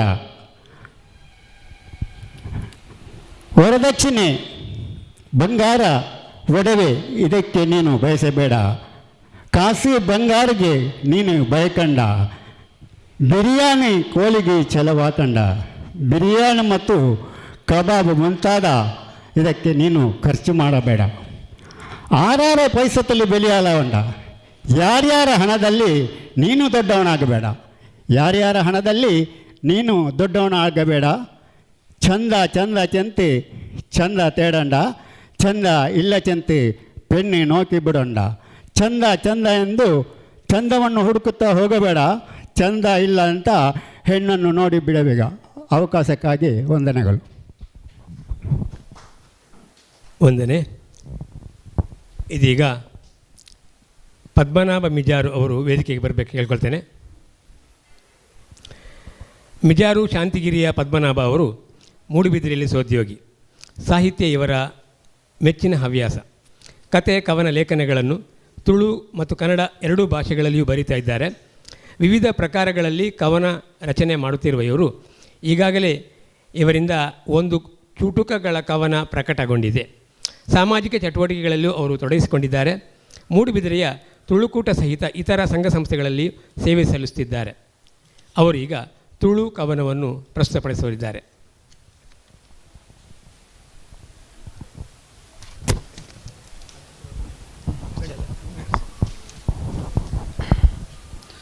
ನಮಸ್ಕಾರ ಮಾತಿರಗಲ. ಎನ್ನ ಕವಿತೆದ ತರೆಬರವು ಮದೆಯ ಒಂದೊಂದು ಪಸಂದ್ರ ಪಸಂದ್ರ ಪಂಡ ಪ್ರಕೃತಿ. ಪಚ್ಚ ಪಚ್ಚ ದೈಕ್ಲೆ ನಡುಟು ಭೂಮಿಯಪ್ಪೆ ತೋಜುವಲು ಐಸಿರೋಳು. ಪಚ್ಚ ಪಚ್ಚ ದೈಕ್ಲೆ ನಡುಟು ಭೂಮಿಯಪ್ಪೆ ತೋಜುವಲು ಐಸಿರೋಳು. ಮೂಡ ಇಡು ತೋಜುಂಡು ಪ್ರಕೃತಿ ಗಟ್ಟ ಪಡ್ಡ ಇಡುಂಡು ಕಡಲ ಬರಿಮುಟ್ಟ. ಮೂಡ ಇಡು ತೋಜುಂಡು ಪ್ರಕೃತಿ ಗಟ್ಟ ಪಡ್ಡ ಇಡು ತೋಜುಂಡು ಕಡಲ ಬರಿಮುಟ್ಟ. ಮಲ್ಲ ಮಲ್ಲ ರಕ್ಕಸ ಕಂಪೆನಿಲು ಊರುಗು ಜೈದಂಡು ಸತ್ಯದ ಬುಲೆ ಕೊರ್ಪಿ ಬೆನ್ನಿ ಸಾಗೋಲಿ ಮದೆಯಾತಂಡು. ಮಲ್ಲ ಮಲ್ಲ ರಕ್ಕಸ ಕಂಪೆನಿಲು ಊರುಗು ಜೈದಂಡು ಸತ್ಯದ ಬುಲೆ ಕೊರ್ಪಿ ಬೆನ್ನಿ ಸಾಗೋಲಿ ಮದೆಯಾತಂಡು. ಕಂಪೆನಿಲು ಕಾರಿನ ವಿಸತ್ತ ಪುಗೇಟು ಕಂಪೆನಿಲು ಕಾರಿನ ಇಸತ್ತ ಪುಗೇಟು ಜನಮಂದಿಲೆಗಾತಂಡು ರೋಗೋಲು ಬಗೆ ಬಗೆಟು. ಜನಮಂದಿಲೆಗಾತಂಡು ರೋಗೋಲು ಬಗೆ ಬಗೆಟು.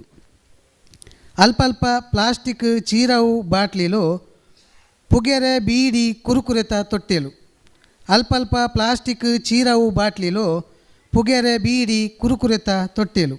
ನಾತ ಬರ್ಪಿನ ಗಲೀಜು ಚರಂಡಿಲು ಒಂದು ಪೂರ ಪಸಂದ್ರನು ಹಾಲು ಮಲ್ಪುನ ಸೊತ್ತುಲು ನಾತ ಬರ್ಪಿನ ಗಲೇಜಿ ಚರಂಡಿಲು ಒಂದು ಪೂರ ಪಸಂದ್ರನು ಹಾಲು ಮಲ್ಪುನ ಸೊತ್ತುಲು ಕಾಲ ಬದಲಾವೊಂದು ಪೋಯಿಲೆಕ್ಕನೆ ನರಮಾನಿಲ ಅಜತಪ್ಪರೆ ಸುರುಮಲ್ದೇರು ಕಾಲ ಬದಲಾವೊಂದು ಪೋಯಿಲೆಕ್ಕನೆ ನರಮಾನಿಲ ಅಜತಪ್ಪರೆ ಸುರುಮಲ್ದೇರು ಕಾಡು ಸತ್ಯನಾಶ ಆದ ನಾಡು ಆವೊಂದುಂಡು ಕಾಡು ಸತ್ಯನಾಶ ಆದ ನಾಡು ಆವೊಂದುಂಡು ಪೊಸತನ ಪನ್ಪಿ ಭ್ರಮೆಟ್ ಪೊರ್ಲ ಪಸಂದ್ರ ಮದೆ ಆವೊಂದುಂಡು ಪೊಸತನ ಪನ್ಪಿನ ಭ್ರಮೆಟ್ ಪೊರ್ಲ ಪಸಂದ್ರ ಮದೆ ಆವೊಂದುಂಡು ಸೊಲ್ಮೇಲು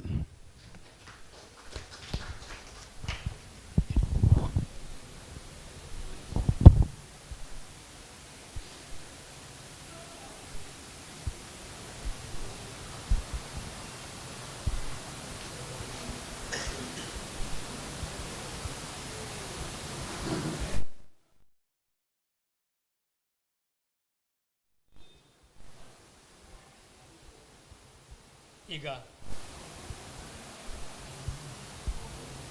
ಹೆರಾಲ್ಡ್ ತಾವ್ರವರು ವೇದಿಕೆಗೆ ಬನ್ನಿ.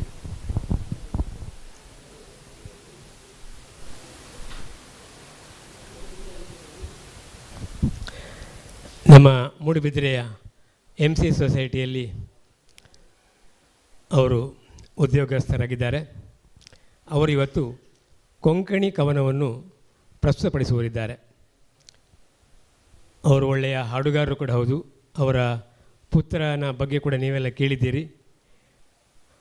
ಅವರು ಇಬ್ಬರು ತಂದೆ ತಾಯಿ ಅವರ ಮಗನನ್ನು ಒಳ್ಳೆಯ ರೀತಿಯಲ್ಲಿ ಬೆಳೆಸ್ತಾ ಇದ್ದಾರೆ. ತಂದೆಯ ಪ್ರತಿಭೆ ಮಗನಿಗೆ ಹರಿದು ಬಂದಿದೆ. ಈಗ ಹೆರಾಲ್ಡ್ ತಾವ್ರವರು ಕೊಂಕಣಿ ಕವನವನ್ನು ಪ್ರಸ್ತುತಪಡಿಸ್ತಾರೆ.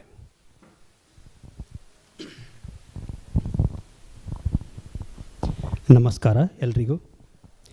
ನನ್ನ ಕವನದ ಸಾರ ಏನೆಂದರೆ, ಒಬ್ಬ ಪ್ರೇಮಿ ತನ್ನ ಪ್ರಿಯತಮೆಯನ್ನು ವರ್ಣಿಸಿ, ನಾನು ಹೀಗೆ ಮಾಡ್ತೇನೆ, ಹಾಗೆ ಮಾಡ್ತೇನೆ, ನಿನಗೋಸ್ಕರ ನನ್ನ ಪಡೆಯುವುದಕ್ಕೋಸ್ಕರ ಏನೆಲ್ಲ ಮಾಡ್ತೇನೆ ಎಂದು ಹೇಳುವಂಥ ಒಂದು ಕವಿತೆ ಕೊಂಕಣಿ ಭಾಷೆಯಲ್ಲಿ.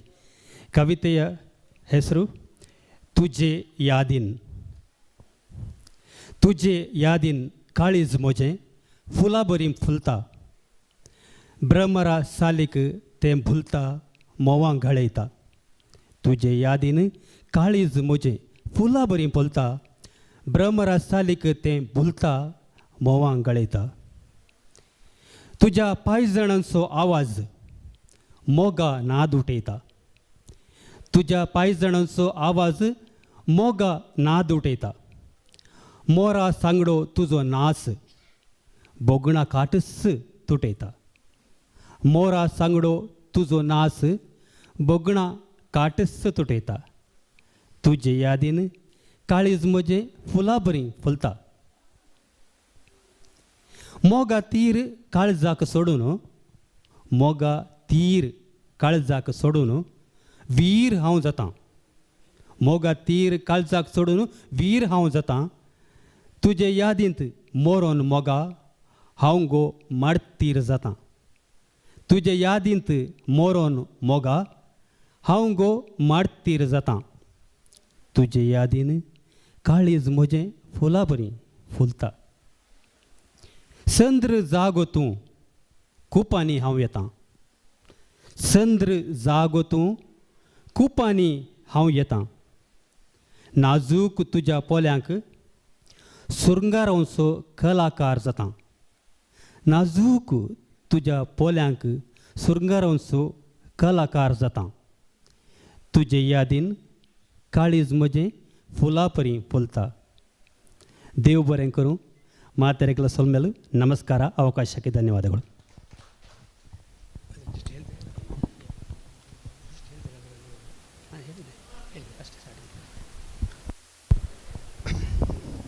ವಂದನೆಗಳು ಹೆರಾಲ್ಡ್ ತಾವ್ರವರೇ. ಈಗ ಮೂಡುಬಿದಿರೆ ತಾಲೂಕಿನ ಮಾಂಟ್ರಾಡಿಯವರಾದಂತಹ ಮಾನಸ ಪ್ರವೀಣ್ ಭಟ್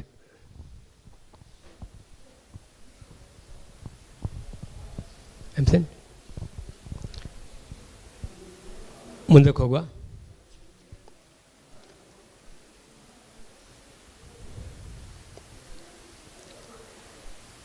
ನಾನು ಕುಡುಬಿ ಕೊಂಕಣಿ ಕವನ ಪ್ರಸ್ತುತಪಡಿಸಲಿರುವ ಲಿಂಗಪ್ಪಗೌಡ ನೀರ್ಕೆರೆ ಅವರನ್ನು ವೇದಿಕೆಗೆ ಆಹ್ವಾನಿಸುತ್ತಿದ್ದೇನೆ.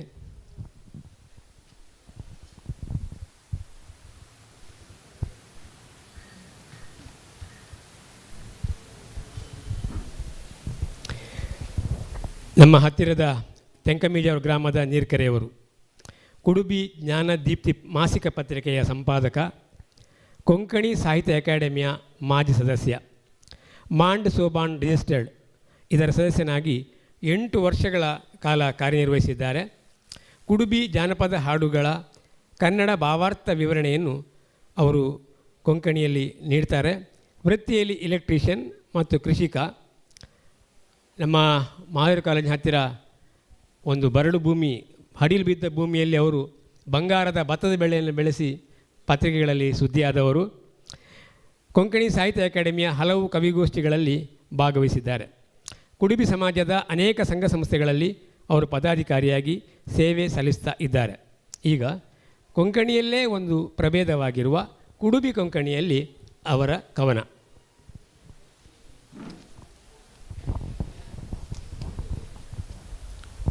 ನನ್ನ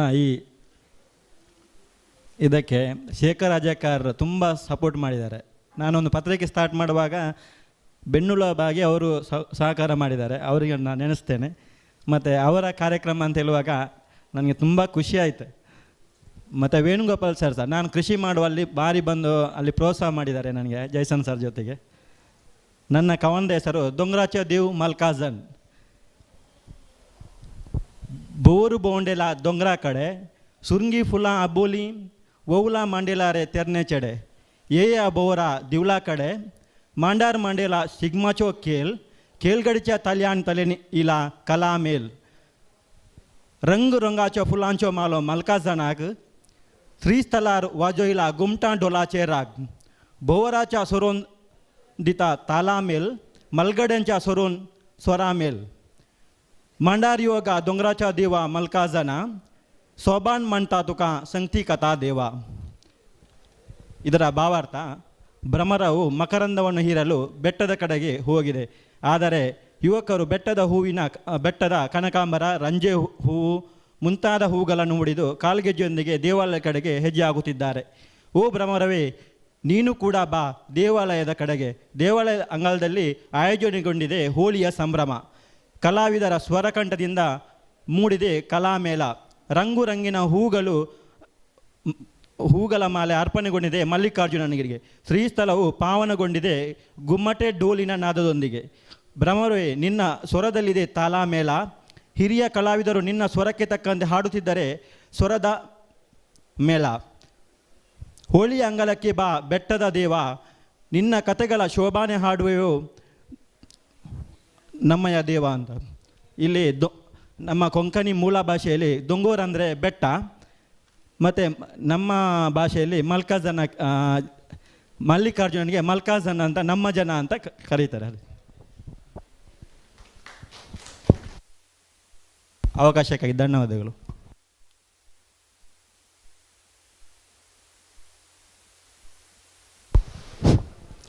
ಈಗ ಹವ್ಯಕ ಕನ್ನಡದಲ್ಲಿ ಇನ್ನೊಂದು ಕವನ ಸೌಮ್ಯ ಕುಗ್ವೆ ಇವರಿಂದ.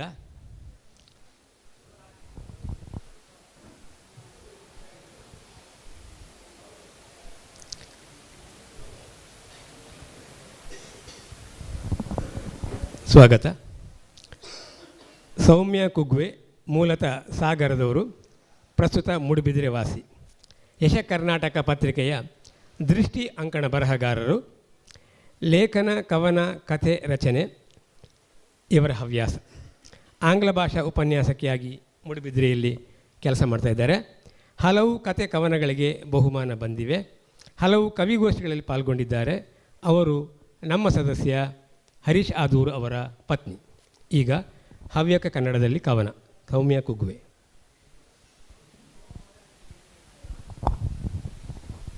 ಎಲ್ಲರಿಗೂ ನಮಸ್ಕಾರ. ನಾನು ವಾಚಿಸುತ್ತಿರುವ ಕವನ ಹವ್ಯಕ ಕನ್ನಡದಲ್ಲಿದೆ. ಆದರೆ ಉಪಯೋಗಿಸಿದ ಪದಗಳು ಸಾಮಾನ್ಯರಿಗೂ ಅರ್ಥವಾಗುವ ಹಾಗೆ ಇರುವುದು. ಅರ್ಥವಾಗದ ಪದದ ಅರ್ಥವನ್ನು ಮತ್ತೆ ಬೇಕಾದರೆ ಹೇಳ್ತೇನೆ. ಪ್ರಸ್ತುತ ಹವ್ಯಕ ಸಮಾಜ ಎದುರಿಸುತ್ತಿರುವ ಸಮಸ್ಯೆಯನ್ನು ಈ ಕವನದಲ್ಲಿ ಬರೆದಿದ್ದೇನೆ. ಇದು ಬಹುಶಃ ಎಲ್ಲ ಸಮಾಜದಲ್ಲಿಯೂ ಈ ಸಮಸ್ಯೆ ಕಾಣಿಸ್ತಾ ಇರೋದು ಹೌದು. ಶೀರ್ಷಿಕೆ ಕೂಸಿದ್ದೆ, ನಿಂಗಳ ಹೊಡೆಯಲಿ ಕೂಸಿದ್ದೆ. ಕೂಸಿದ್ದೆ ನಿಂಗಳ ಹೊಡೆಯಲಿ ಕೂಸಿದ್ದೆ, ಮದುವೆಯ ಪ್ರಾಯದ ಕೂಸಿದ್ದೆ. ಜಂಬರ ಚಪ್ಪರ ಕಂಡಲ್ಲಿಗೆಲ್ಲ ಹೆಂಗೋ ಹೋಗದ್ದ ದಿಕ್ಕಿಲ್ಲೆ. ಸೊಸೆಯಪ್ಪವಳು ಬೇಕೇಳಿ ವಿಚಾರಿಸದ್ದ ಜಾಗಿಲ್ಲೆ. ಕೆಲಸಕ್ಕೆ ಹೇಳಿ ಹೆರ ಹೋಗದ್ದ ಚಟಕಲಿಯದ್ದವ ಮಗರಾಯ. ಕೆಲಸಕ್ಕೆ ಹೇಳಿ ಹೊರ ಹೋಗದ್ದ ಚಟಕಲಿಯದ್ದವ ಮಗರಾಯ. ತೋಟ ಗೆದ್ದೆ ನೋಡಿಯೊಂದು ಲಾಯಕ್ಕಲ್ಲಿಪ್ಪವ ಮಹಾರಾಯ. ಅಟ್ಟುಂಬಲೆ ಬೇಕಾದಂಗಿದ್ದು ಹೋಪಲೆ ಬಪ್ಪಲೆ ಕಾರಿದ್ದು. ಅಟ್ಟುಂಬಲೆ ಬೇಕಾದಂಗಿದ್ದು ಹೋಪಲೆ ಬಪ್ಪಲೆ ಕಾರಿದ್ದು. ತಲೆಮಾರಿಂಗೂ ಮಾಡಿ ಮಡಗಿದ್ದು ಮರಿಪುಳ್ಳಿಗೊಕ್ಕು ಹೆಚ್ಚಕ್ಕು. ತಲೆಮಾರಿಂಗೂ ಮಾಡಿ ಮಡಗಿದ್ದು ಮರಿಪುಳ್ಳಿಗೊಕ್ಕು ಹೆಚ್ಚಕ್ಕು. ಒಪ್ಪಣ್ಣನ ಹಾಂಗೆ ಎಂಗಳ ಮಾಡಿ ವಿದ್ಯೆ ರಜ್ಜ ಕಡಿಮೆ ಇಕ್ಕು. ಒಪ್ಪಣ್ಣನ ಹಾಂಗೆ ಎಂಗಳ ಮಾಡಿ ವಿದ್ಯೆ ರಜ್ಜ ಕಡಿಮೆ ಇಕ್ಕು. ಒಪ್ಪಕ್ಕನ ಹಾಂಗಿಪ್ಪ ಸೊಸೆರಾಣಿ ಸಿಕ್ಕಿದರೆ ಮತ್ತೆ ಎಂತ ಬೇಕಾಕ್ಕು. ಒಪ್ಪಕ್ಕನ ಹಾಂಗಿಪ್ಪ ಸೊಸೆರಾಣಿ ಸಿಕ್ಕಿದರೆ ಮತ್ತೆಂತ ಬೇಕಾಕ್ಕು. ಹುಡುಕಿ ಹುಡುಕಿ ಸಾಕಾತು ಕಾಲು ಕೈಯು ಬಿದ್ದತ್ತು. ಹುಡುಕಿ ಹುಡುಕಿ ಸಾಕಾತು ಕಾಲು ಕೈಯು ಬಿದ್ದತ್ತು. ಎಂಗೊಗೆ ಕೂಸು ಬೇಕಾತು ಮಾಣಿಗೆ ಮದುವೆ ಆಯಕಾತು. ಮಾಣಿಗೆ ಮದುವೆ ಆಯಕಾತು. ಕೂಸಿದ್ದೆ ನಿಂಗಳ ಹೊಡೆಯಲಿ ಕೂಸಿದ್ದೆ. ಧನ್ಯವಾದಗಳು. ವಂದನೆಗಳು ಸೌಮ್ಯ ಅವರಿಗೆ. ಈಗ ಮುಂದಿನ ಕವನವನ್ನು ವಾಚಿಸುವವರು ಶರಣ್ಯ ಬೆಳುವಾಯಿ ಅವರು ವೇದಿಕೆಗೆ ಬನ್ನಿ.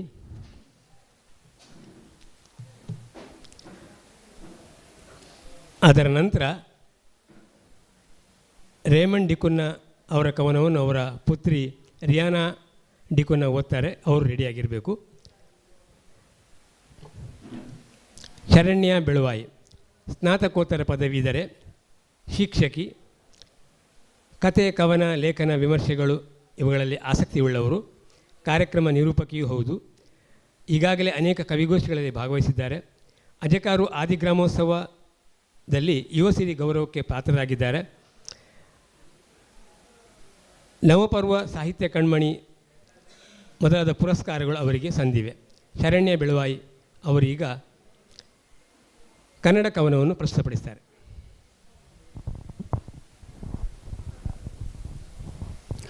ಓಂ ಶ್ರೀ ಗುರುಭ್ಯೋ ನಮಃ. ಈಗಾಗಲೇ ಧನರಾಜ್ ಸರ್ ಅವರು, ಶೇಖರ್ ಸರ್ ಅವರ ಬಗ್ಗೆ ಅವ್ರು ನಡೆದು ಬಂದ ಹಾದಿಯನ್ನು ಸಿಂಹಾವಲೋಕನಗೈದಿದ್ದಾರೆ. ನನಗೆ ನನ್ನ ಸಾಹಿತ್ಯದ ಹಾದಿಯಲ್ಲಿ ಶೇಖರ್ ಸರ್ ಅವರು ಬಹಳಷ್ಟು ಪ್ರೋತ್ಸಾಹವನ್ನು ಕೊಟ್ಟಿದ್ದಾರೆ, ನಿರೂಪಣೆಗಾಗಿರ್ಬೋದು, ನನ್ನ ಸಾಹಿತ್ಯದ ಹಾದಿಲಾಗಿರ್ಬೋದು. ಹಾಗಾಗಿ ಇವತ್ತು ಅವರ ಸಂಸ್ಮರಣಾ ದಿನವನ್ನು ಆಚರಿಸ್ತಿದ್ದೇವೆ. ಅವರ ಒಂದು ನೆನಪಿಗಾಗಿ ನಾನೊಂದು ನನಗೆ ತೋಚಿದ್ದನ್ನು ಬರೆದಿದ್ದೇನೆ. ನನ್ನ ಕವನದ ಶೀರ್ಷಿಕೆ ಡಾಕ್ಟರ್ ಶೇಖರ್ ಅಜಕಾರು. ಪುಸ್ತಕದ ಜೊತೆಗೊಂದಿಷ್ಟು ಪೆನ್ನನ್ನು ಇರಿಸಿ, ಬಟ್ಟೆಯ ಜೋಳಿಗೆಯನ್ನು ಹೆಗಲಿಗೇರಿಸಿ, ಕನ್ನಡದ ಶಾಲನ್ನು ಕೊರಳಿಗೇರಿಸಿ, ಆ ಸರಳ ಸಜ್ಜನ ಹೊರಟರೆಂದರೆ ಸಾಕು. ಊಹಿಸಬೇಕು ನಾವು ಇಂದೆಲ್ಲೋ ಕನ್ನಡದ ಸಾಹಿತ್ಯ ರಥಯಾತ್ರೆ ಜರುಗುತ್ತಿದೆ ಎಂದು. ಪುಸ್ತಕದ ಜೊತೆಗೊಂದಿಷ್ಟು ಪೆನ್ನನ್ನು ಇರಿಸಿ, ಬಟ್ಟೆಯ ಜೋಳಿಗೆಯನ್ನು ಹೆಗಲಿಗೇರಿಸಿ, ಕನ್ನಡದ ಶಾಲನ್ನು ಕೊರಳಿಗೇರಿಸಿ, ಆ ಸರಳ ಸಜ್ಜನ ಹೊರಟರೆಂದರೆ ಸಾಕು. ಊಹಿಸಬೇಕು ನಾವು ಇಂದೆಲ್ಲೋ ಕನ್ನಡ ಸಾಹಿತ್ಯ ರಥಯಾತ್ರೆ ಜರುಗುತ್ತಿದೆ ಎಂದು.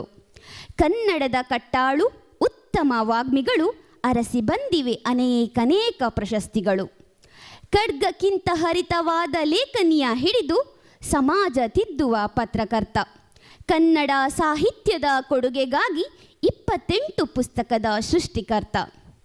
ಅದೆಷ್ಟೋ ಯುವ ಸಾಹಿತಿಗಳಿಗೆ ಬೆನ್ನು ತಟ್ಟಿದ ಪ್ರೋತ್ಸಾಹಕ. ಆದಿಗ್ರಾಮೋತ್ಸವ, ಬೆಳದಿಂಗಳ ಸಾಹಿತ್ಯ ಸಮ್ಮೇಳನ ಹುಟ್ಟುಹಾಕಿದ ಮಹಾನ್ ಸಾಧಕ. ಕರುನಾಡಿನಿಂದ ಮುಂಬಯಿಯವರೆಗೂ ಚಿರಪರಿಚಿತ ಈ ಹೆಸರು. ಅವರೇ ನಮ್ಮ ನಿಮ್ಮೆಲ್ಲರ ಅಜಕಾರಿನ ಮುತ್ತು, ಕನ್ನಡದ ಸೊತ್ತು ಡಾಕ್ಟರ್ ಶೇಖರ್ ಅಜಕಾರು. ಕರುನಾಡಿನಿಂದ ಮುಂಬಯಿಯವರೆಗೂ ಚಿರಪರಿಚಿತ ಈ ಹೆಸರು. ಅವರೇ ನಮ್ಮ ನಿಮ್ಮೆಲ್ಲರ ಅಜಕಾರಿನ ಮುತ್ತು, ಕನ್ನಡದ ಸೊತ್ತು ಡಾಕ್ಟರ್ ಶೇಖರ್ ಅಜಕಾರು.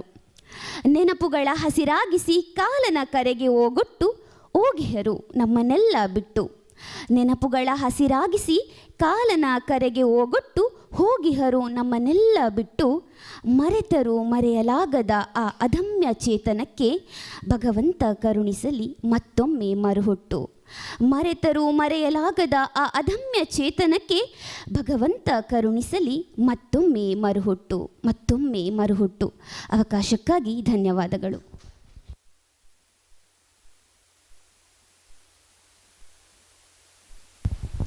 ವಂದನೆಗಳು. ಈಗ ರೇಮಂಡ್ ಡಿಕುನ್ನ ಅವರ ಕವನವನ್ನು ವಾಚಿಸುವ ರಿಯಾನಾ ಡಿಕುನ್ನ ಅವರು ವೇದಿಕೆಗೆ ಬಂದು ಆಸೀನರಾಗಬೇಕು. ನಮ್ಮ ತಾಕೋಡೆಯ ರೇಮಂಡ್ ಡಿಕುನ್ನ ಅವರು ಪ್ರಾರಂಭದಲ್ಲಿ ಗ್ರಾಹಕ ಚಳುವಳಿಯಲ್ಲಿ ಗುರುತಿಸಿಕೊಂಡು ನಮ್ಮ ಜೊತೆ ಕೆಲಸ ಮಾಡಿದವರು. 85ರಿಂದ ಸಾಹಿತಿ, ಪತ್ರಕರ್ತರು. 39 ವರ್ಷಗಳಿಂದ ಕನ್ನಡ, ಕೊಂಕಣಿ, ತುಳು, ಇಂಗ್ಲೀಷ್ ಭಾಷೆಗಳಲ್ಲಿ ಸಾಹಿತ್ಯ ರಚನೆ ಮಾಡ್ತಾ ಬರುತ್ತಿರುವವರು. 2004ರಿಂದ ಪಿಂಗಾರ.com, ಪಿಂಗಾರ ಯೂಟ್ಯೂಬ್ ಚಾನೆಲ್, ಪಿಂಗಾರ ಕನ್ನಡ ಸುದ್ದಿ ಪತ್ರಿಕೆಯ ಸಂಪಾದಕರು. ಮೂಡುಬಿದಿರೆಯ ನಮ್ಮ ಪತ್ರಕರ್ತರ ಸಂಘದ ಸಂಸ್ಥಾಪಕರು. 3 ವರ್ಷ ಅಧ್ಯಕ್ಷರಾಗಿ ಕೆಲಸ ಮಾಡಿದವರು. ಕೊಂಕಣಿ ರಾಕ್ಣೋ ವಾರಪತ್ರಿಕೆಯ ಪ್ರಚಾರಕರು, ಮಿತ್ರ ವಾರಪತ್ರಿಕೆಯ ಸಹ ಸಂಪಾದಕ, ಅಂಚೋ ಸಂದೇಶ್ ಮಾಸಿಕದ ಸಂಪಾದಕರಾಗಿ ಸೇವೆ ಸಲ್ಲಿಸಿದವರು. ಟಿ ವಿಯಲ್ಲಿ ನಿರಂತರವಾಗಿ 250 ವಾರ ಲೈವ್ ಕಾರ್ಯಕ್ರಮದ ನಿರೂಪಕರಾಗಿ ಸೇವೆ ಸಲ್ಲಿಸಿದವರು. 4 ನಾಟಕಗಳನ್ನು ಬರೆದಿದ್ದಾರೆ, 4 ಕೊಂಕಣಿ ಕಾದಂಬರಿಗಳನ್ನು ಬರೆದಿದ್ದಾರೆ. ಕನ್ನಡ ಕವಿತಾ ಸಂಗ್ರಹಗಳನ್ನು ಅವರು ಹೊರತಂದಿದ್ದಾರೆ. 1000ಕ್ಕಿಂತಲೂ ಅಧಿಕ ಕವಿತೆ ರಚನೆ ಮಾಡಿದ್ದಾರೆ. ಚುಟುಕು ರಚನೆ ಪ್ರಕಟವಾಗಿವೆ, ಲೇಖನಗಳು ಪ್ರಕಟವಾಗಿವೆ. ಆಕಾಶವಾಣಿಯಲ್ಲಿ ಕನ್ನಡ, ಕೊಂಕಣಿ, ತುಳು ಭಾಷೆಯಲ್ಲಿ ಅವರ ಕವನಗಳು, ತುಳು ಕವನಗಳು, ಚುಟುಕುಗಳು ತೇಲಿ ಬಂದಿವೆ. ಅಖಿಲ ಭಾರತ ತುಳು ಒಕ್ಕೂಟದ ರಾಷ್ಟ್ರೀಯ ಕಾರ್ಯಕ್ರಮದಲ್ಲಿ ಅವರು ಅವಕಾಶವನ್ನು ಪಡೆದವರಿದ್ದಾರೆ. ಚಾರೋಳಿ ಕಿಂಗ್ ಎಂದು ಪ್ರಸಿದ್ಧಿಯಾಗಿದ್ದಾರೆ. ಪ್ರತಿದಿನ ಕೊಂಕಣಿ, ತುಳು, ಕನ್ನಡ ಹೊಸ ಚಾರೋಳಿ ರಚನೆ ಮಾಡ್ತಾರೆ. ಕೊಂಕಣಿ ಭಾಷಾ ಮಂಡಳ ಕರ್ನಾಟಕದ ಕಾರ್ಯದರ್ಶಿಯಾಗಿದ್ದಾರೆ. ಅಖಿಲ ಭಾರತೀಯ ಚಾರೋಳಿ ಚುಟುಕು ಸಾಹಿತ್ಯ ಪರಿಷತ್ನ ಅಧ್ಯಕ್ಷರಾಗಿದ್ದಾರೆ. ಕನ್ನಡ ಸಾಹಿತ್ಯ ಪರಿಷತ್ ಮಂಗಳೂರು ಹೋಬಳಿಯ ಸಂಘಟನಾ ಕಾರ್ಯದರ್ಶಿಯಾಗಿದ್ದಾರೆ. ನಮ್ಮ ಸ್ಥಾಪಕ ಅಧ್ಯಕ್ಷ ರೇಮಂಡ್ ಡಿಕುನ್ನ ತಾಕೋಡೆ ಅವರ ಕೊಂಕಣಿ ಕವನವನ್ನು ಪುತ್ರಿ ರಿಯಾನಾ ಡಿಕುನ್ನ ಅವರು ಓದ್ತಾರೆ. 1 ನಿಮಿಷ ರಿಯಾನಾ.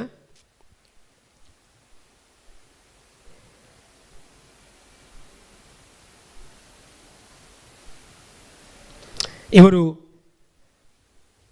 MA ಪದವಿದರೆ, MCJ ಪದವಿ ಪಡೆದವರಿದ್ದಾರೆ. MBA ಅಂತಿಮ ವರ್ಷದಲ್ಲಿ ಓದ್ತಾ ಇದ್ದಾರೆ. ಎಲ್ಲರಿಗೂ ನಮಸ್ಕಾರ. ರೇಮಂಡ್ ಡಿಕುನ್ನ ತಾಕೋಡೆ ಇವರ ಕೊಂಕಣಿ ಕವಿತೆಯ ಶಿರೋನಾಮೆ ಬಿದ್ರುಲ್ ದೇಸ್, ಅಂದರೆ ನನ್ನ ಮೂಡುಬಿದ್ರಿ. ಬಿದ್ರುಲ್ ದೇಸ್ ಏಕಾ ಸುಲ್ಲೋ ಇದಿನಬ್ಬ, ಇದಾಚೆ ನಮಾಜ್ ಕೊರುನ್ मागीर मकास्सू सोदून मोव गोर्शी इडली शेरवा नेचोर सलाड खवयतलो आनी आपली ईद संभ्रमतलो. आनी एक असलो नागकुमार पुतासरी लेकून मोगान जिविताची सतां उतरायतलो. एक एकलोच आसलो अमरण्णा, दिवळांक, इग्रजेंक, पडलेंक आपल्या आल्टो 1 नंबर कारार आपोवन व्हरतलो. विश्वासान राजकीयाचे मिस्तेर उगडायतलो. एक असलो पिंताम, आपूण वेगळो आनी तो वेगळो म्हणून फरक विसरतलो. आनी एक म्हजी आवय, हांच्या बहुत्वाच्या सांगातपणाक संभ्रमतली ती. आज ही कोणी नात, ಇವತ್ತು ಇವರು ಯಾರೂ ಇಲ್ಲ, पूण हांव अजून आसा. आमी पळोवन शिकल्यार हें सगळें सौहार्द, जोडून घेतल्यार विश्वास, सांगाता विविधता संभ्रमल्यार हो आमचो देश. परत जल्मचें म्हूण जाल्यार हें बिद्रुलूस म्हजो जातलो परत आनी परत होस म्हजो गांव. ರೇಮಂಡ್ ಡಿಕುನ್ನ ತಾಕೋಡೆ. ಎಲ್ಲರಿಗೂ ಧನ್ಯವಾದಗಳು. ಸಾರಾಂಶ ಹೇಳಬೇಕಾ? ಸ್ವಲ್ಪ ಓಕೆ. ಇದರದ್ದು ಕನ್ನಡದಲ್ಲಿ ಸಾರಾಂಶ ಹೇಳೋದಾದರೆ, ಒಬ್ಬರು ಈದಿನಬ್ಬ ಇದ್ದರು. ಈದ್ ನಮಾಜ್ ನಂತರ ಮೊದಲು ನೇಚರ್ ನನಗೆ ಬಡಿಸಿ ಸಂಭ್ರಮ ಪಡುತ್ತಿದ್ದರು. ಇನ್ನೊಬ್ಬರಿದ್ದರು ನಾಗಕುಮಾರ್. ಅವರು ಮಗನಂತೆ ಕುಳ್ಳಿರಿಸಿ ಜೀವನದ ಸಾರ ಹೇಳಿದ್ದರು. ಇನ್ನೊಬ್ಬರು ಅಮರಣ್ಣ. ದೇವಸ್ಥಾನ, ಚರ್ಚ್, ಮಸೀದಿ ಎಲ್ಲ ಕಡೆ ತಮ್ಮದೇ ಆಲ್ಟೋ 1 ನಂಬರಿನ ಕಾರಲ್ಲಿ ಕರೆದುಕೊಂಡೊಯ್ದು ರಾಜಕೀಯದ ಗುಟ್ಟಿನ ಬುತ್ತಿ ಹಂಚುವರು. ಇನ್ನೊಬ್ಬರು ಪಿಂಟೋ. ತಾನು ಬೇರೆ ನಾನು ಬೇರೆ ಅಲ್ಲ ಎಂದು ಮುಗ್ಧತೆಯಿಂದ ಸಲಹುತ್ತಿದ್ದರು. ಮತ್ತು ನನ್ನ ತಾಯಿ. ಈ ಜನರ ಬಹುತ್ವದ ಒಡನಾಟ ನನ್ನದು ಕೇಳಿ ಸಂಭ್ರಮ ಪಡುವಳು. ಈಗ ಇವರೆಲ್ಲರೂ ಇಲ್ಲ, ನಾನಿದ್ದೇನೆ. ನೋಡಿ ಕಲಿತರೆ ಸೌಹಾರ್ದ, ಕಷ್ಟಪಟ್ಟು ಪಡೆದರೆ ಇದೆಲ್ಲ ವಿಶ್ವಾಸ. ವಿವಿಧತೆಯನ್ನು ಸಂಭ್ರಮಿಸಿದರೆ ಈ ನಮ್ಮ ದೇಶ. ಮರಳಿ ಹುಟ್ಟುವುದಕ್ಕೆ ಇದ್ದರೆ ಮೂಡುಬಿದ್ರೆ ನನ್ನ ದೇಶ. ಎಲ್ಲರಿಗೂ ಧನ್ಯವಾದಗಳು. ಈಗ ಮುಕುಂದ ಕಾಮತ್ ಮಿಜಾರು ಅವರು ವೇದಿಕೆಗೆ ಬರಬೇಕು. ಇವರು ವಿಜ್ಞಾನ ಪದವಿಯನ್ನು ಪಡೆದ ಬಳಿಕ ಶ್ರೀಮಾಯರ್ ಕಾಲೇಜಿನಲ್ಲಿ ಅನೇಕ ಕಂಪೆನಿಗಳಲ್ಲಿ ಕೆಲಸ ಮಾಡಿ ಆಳ್ವಾಸ್ನಲ್ಲಿ ಪ್ರಾರಂಭದಲ್ಲಿ ಫಾರ್ಮಸಿ ವಿಭಾಗದ ಪ್ರಬಂಧಕರಾಗಿ ಇದ್ದು ಬಳಿಕ ಮಿಜಾರ್ನಲ್ಲಿ ವೇದಿಕ್ ಫಾರ್ಮಸಿಯನ್ನು ಸ್ಥಾಪಿಸಿ ನಡೆಸಿಕೊಂಡು ಬರ್ತಾ ಇರುವವರು.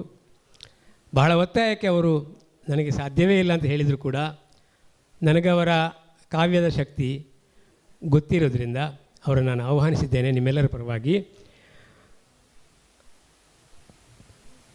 ಒಂದು ಕಾಲದಲ್ಲಿ ಅವರು ನಮ್ಮ ಬೀದಿ ನಾಟಕದ ತಂಡದ ಒಬ್ಬ ಪ್ರಭಾವಿ ಕಲಾವಿದರು ಆಗಿದ್ದರು.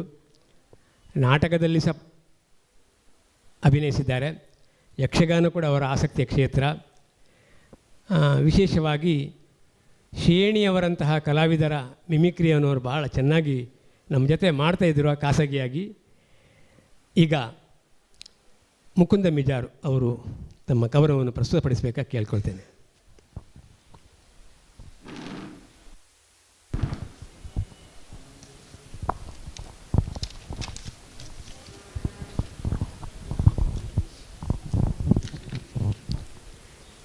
ನಮ್ಮನ್ನಗಲಿದ 2 ಆತ್ಮಗಳಿಗೆ ಆತ್ಮೀಯವಾಗಿ ಹೃತ್ಪೂರ್ವಕವಾಗಿ ಸದ್ಗತಿ ದೊರೆಯಲು ಎಂದು ಹಾರೈಸುತ್ತಾ ಬೇಡುತ್ತಾ, ವೇದಿಕೆಯ ಮೇಲಿರುವ ಗಣ್ಯರನ್ನು ನಮಸ್ಕರಿಸುತ್ತಾ, ನನ್ನ ಮುಂದಿರುವ ನೀವೆಲ್ಲರೂ ತತ್ವಮಸಿ ಅತ್ ಅಂದರೆ ನೀನು ಹಾಗೆಯೇ ಇದ್ದಿ ಅನ್ನುವ ವೇದವಾಕ್ಯದಂತೆ ನನ್ನಂತೆ ನೀವು ನಿಮ್ಮಲ್ಲೂ ನನ್ನನ್ನೇ ಕಾಣುತ್ತಾ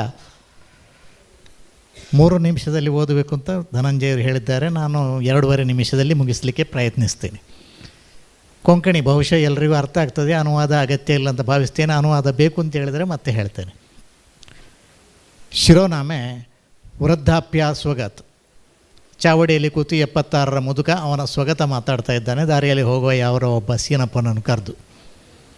ವೃದ್ಧಾಪ್ಯ ಸ್ವಗತ ಕೋಣ ಶಿನ್ನುರೆ ದೃಷ್ಟಿ ಸಮ ದಿಸ್ಸನರೆ ಜಲ್ಲಿ ಮೂ ಸಾಟಿ ನಿಸೋರ್ನು ಸೋಳ सांगू जातोय तोक्यात ना आपयत बाळा वग्गी तशी जायस ना म्हणाल भरोसो सर्वांक असल्यावरी हे न गेलं कवन तुगेल्या निवेदनाक एक नेवन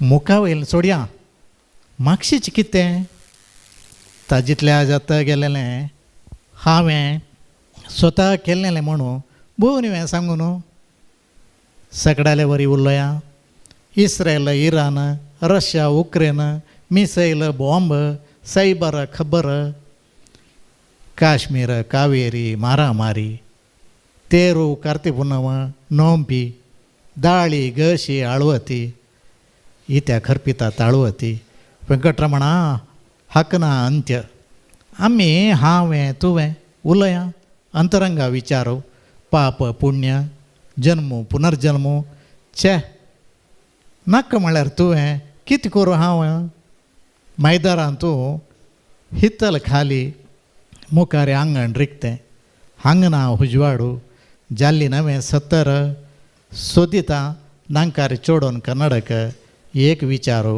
ಯೋಮೆಗೆಲೆ ಸಹಸ್ರ ಚಂದ್ರ ದರ್ಶನಾಕ್. ಬಹುಶಃ ಅರ್ಥ ಪೂರ್ಣ ಅಲ್ಲದಿದ್ದರೂ ಪೂರ್ಣ ಅರ್ಥ ಆಗದಿದ್ದರೂ ಸ್ವಲ್ಪ ಅರ್ಥ ಆದೀತು ಅಂತ ಭಾವಿಸ್ತೇನೆ.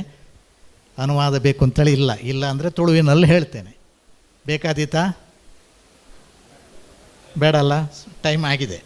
ಸರಿ. GSB ಅವರು ನಮ್ಮ ಜೊತೆ ಇರೋದರಿಂದ ನಮಗೆ ಅರ್ಥ ಆಗ್ತದೆ ಅಂತ ಭಾವಿಸ್ತೇನೆ. ದಯವಿಟ್ಟು ಹೋಗಬೇಡಿ, ಕೂತ್ಕೊಳ್ಳಿ ಅಲ್ಲಿ. ಈಗ ಬಹುಶಃ ಕವಿಗೋಷ್ಠಿಗಳಲ್ಲಿ ತೀರಾ ಅಪರೂಪಕ್ಕೆ ಎನ್ನುವ ಹಾಗೆ ಚಿತ್ಪಾವನಿ ಭಾಷೆಯ ಒಂದು ಕವನವನ್ನು ನಾವು ಕೇಳಲಿಕ್ಕಿದ್ದೇವೆ.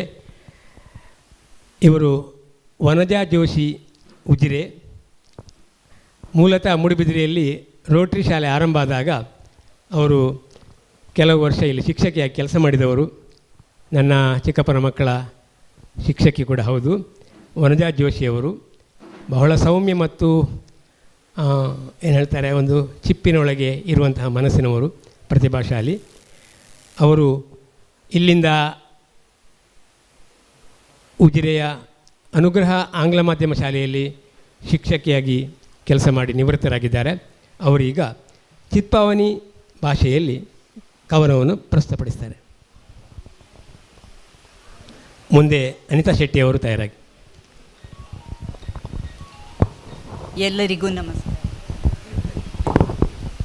ಎಲ್ಲರಿಗೂ ನಮಸ್ಕಾರ. ಕವನದ ಶೀರ್ಷಿಕೆ ಆಯ್ಕರೆ ಬಾಳ. ಆಯ್ಕರೆ ಬಾಳ ಅಂದರೆ ಕೇಳು ಮಗನೇ, ಕೇಳು ಮಗಳೇ ಅಂತ. देव आमचे संवत सेरे बाळा, तो आमचे संवंचित सेरे बाळा तो. ब्योहो नका पुढा पायी ठेरे तू, ब्योहो नका पुढा पायी ठेरे तू, पुढा पायी ठेरे तू बाळा, पुढा पायी ठेरे तू बाळा. देव आमचे संवंचित से बाळा, तो आमचे संवंचित सेरे बाळा. फटी मारू नका सस्स बोल रे तू, फटी मारू नका सस्स बोल रे तू, सत्याची बोल रे तू बाळा, सत्याची बोल रे तू बाळा. शिस्तू सोतू नियमू बाळगी बाळा तू, शिस्तू सोतू नियमू बाळगी बाळा तू, शिस्तू सोतू नियमू बाळगी रे तू. देव आमचे संवत सेरे बाळा तो, आमचे संवंचित से बाळा तो.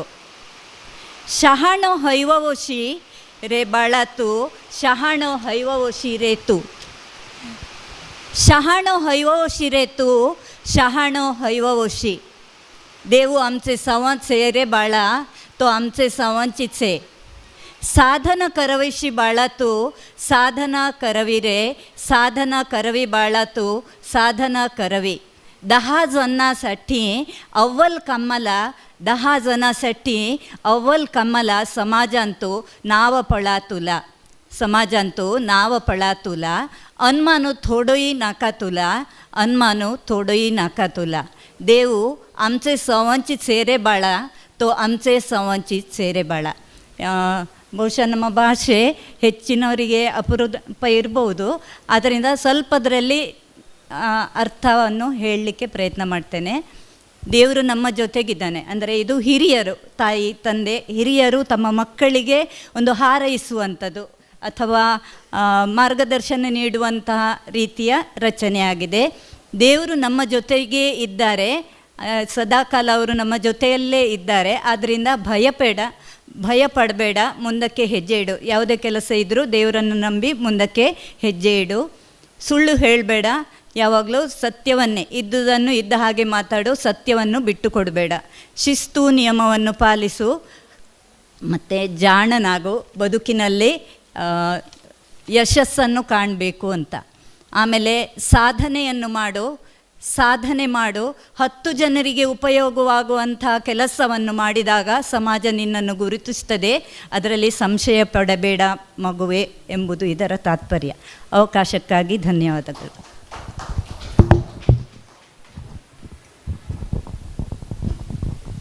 ವಂದನೆಗಳು ಜೋಶಿಯವರೇ.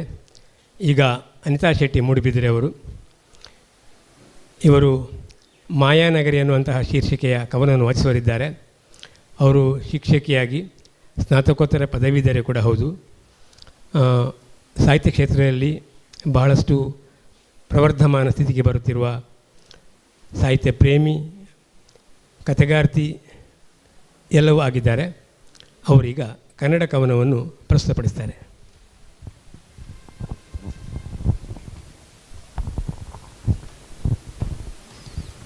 ಎಲ್ಲರಿಗೂ ನಮಸ್ಕಾರ. ಶೇಖರ್ ಅಜಕಾರು ಅವರು ತೀರಾ ಪರಿಚಿತರು ನನಗೆ. ಧನಂಜಯ್ ಸರ್ ಫೋನ್ ಮಾಡಿ, ಮೇಡಮ್ ಹೀಗೊಂದು ಕವಿಗೋಷ್ಠಿ ಇದೆ ಶೇಖರ್ ಅಜಕಾರು ಅವರ ಬಗ್ಗೆ ಅಂತ ಹೇಳಿದಾಗ ನಾನು ಅವರ ಒಂದು ಕಾರ್ಯಕ್ರಮದಲ್ಲಿ ಭಾಗವಹಿಸಿದ್ದೆ. ಬೆಳದಿಂಗಳ ಸಮಿತಿ, ಅದು ಉಡುಪಿ ಅಂಬಲ್ಪಾಡಿ ದೇವಸ್ಥಾನದಲ್ಲಿ ಅದನ್ನು ಆಯೋಜಿಸಿದರು. ಆ ಒಂದು ಸಂದರ್ಭವನ್ನು ನಾನು ಬಹಳಷ್ಟು ನೆನಪು ಮಾಡಿಕೊಂಡೆ. ಕೊರೋನಾ ನಮ್ಮನ್ನೆಲ್ಲ ಕಾಡಿದಂತಹ ದಿನಗಳು. ಆ ಕೊರೋನಾ ಮುಗಿದ ಮೇಲೆ ನಮಗೆಲ್ಲರಿಗೂ ಗೊತ್ತಿದೆ ಬಹಳಷ್ಟು ಕಾಡಿದ್ದಂದರೆ ಮುಂಬಯಿಯ ಜನರನ್ನು. ಅದೆಷ್ಟೋ ಜನರು ಮುಂಬೈಯನ್ನು ಬಿಟ್ಟು ಊರಿಗೆ ಬಂದರು. ಆ ಸಂದರ್ಭದಲ್ಲಿ ಅವರು ಮುಂಬಯಿಗರ ವಾಪಸ್ಸಿಗರ ಸಮ್ಮೇಳನ ಅಂತ ಒಂದು ಮಾಡ್ತಾರೆ.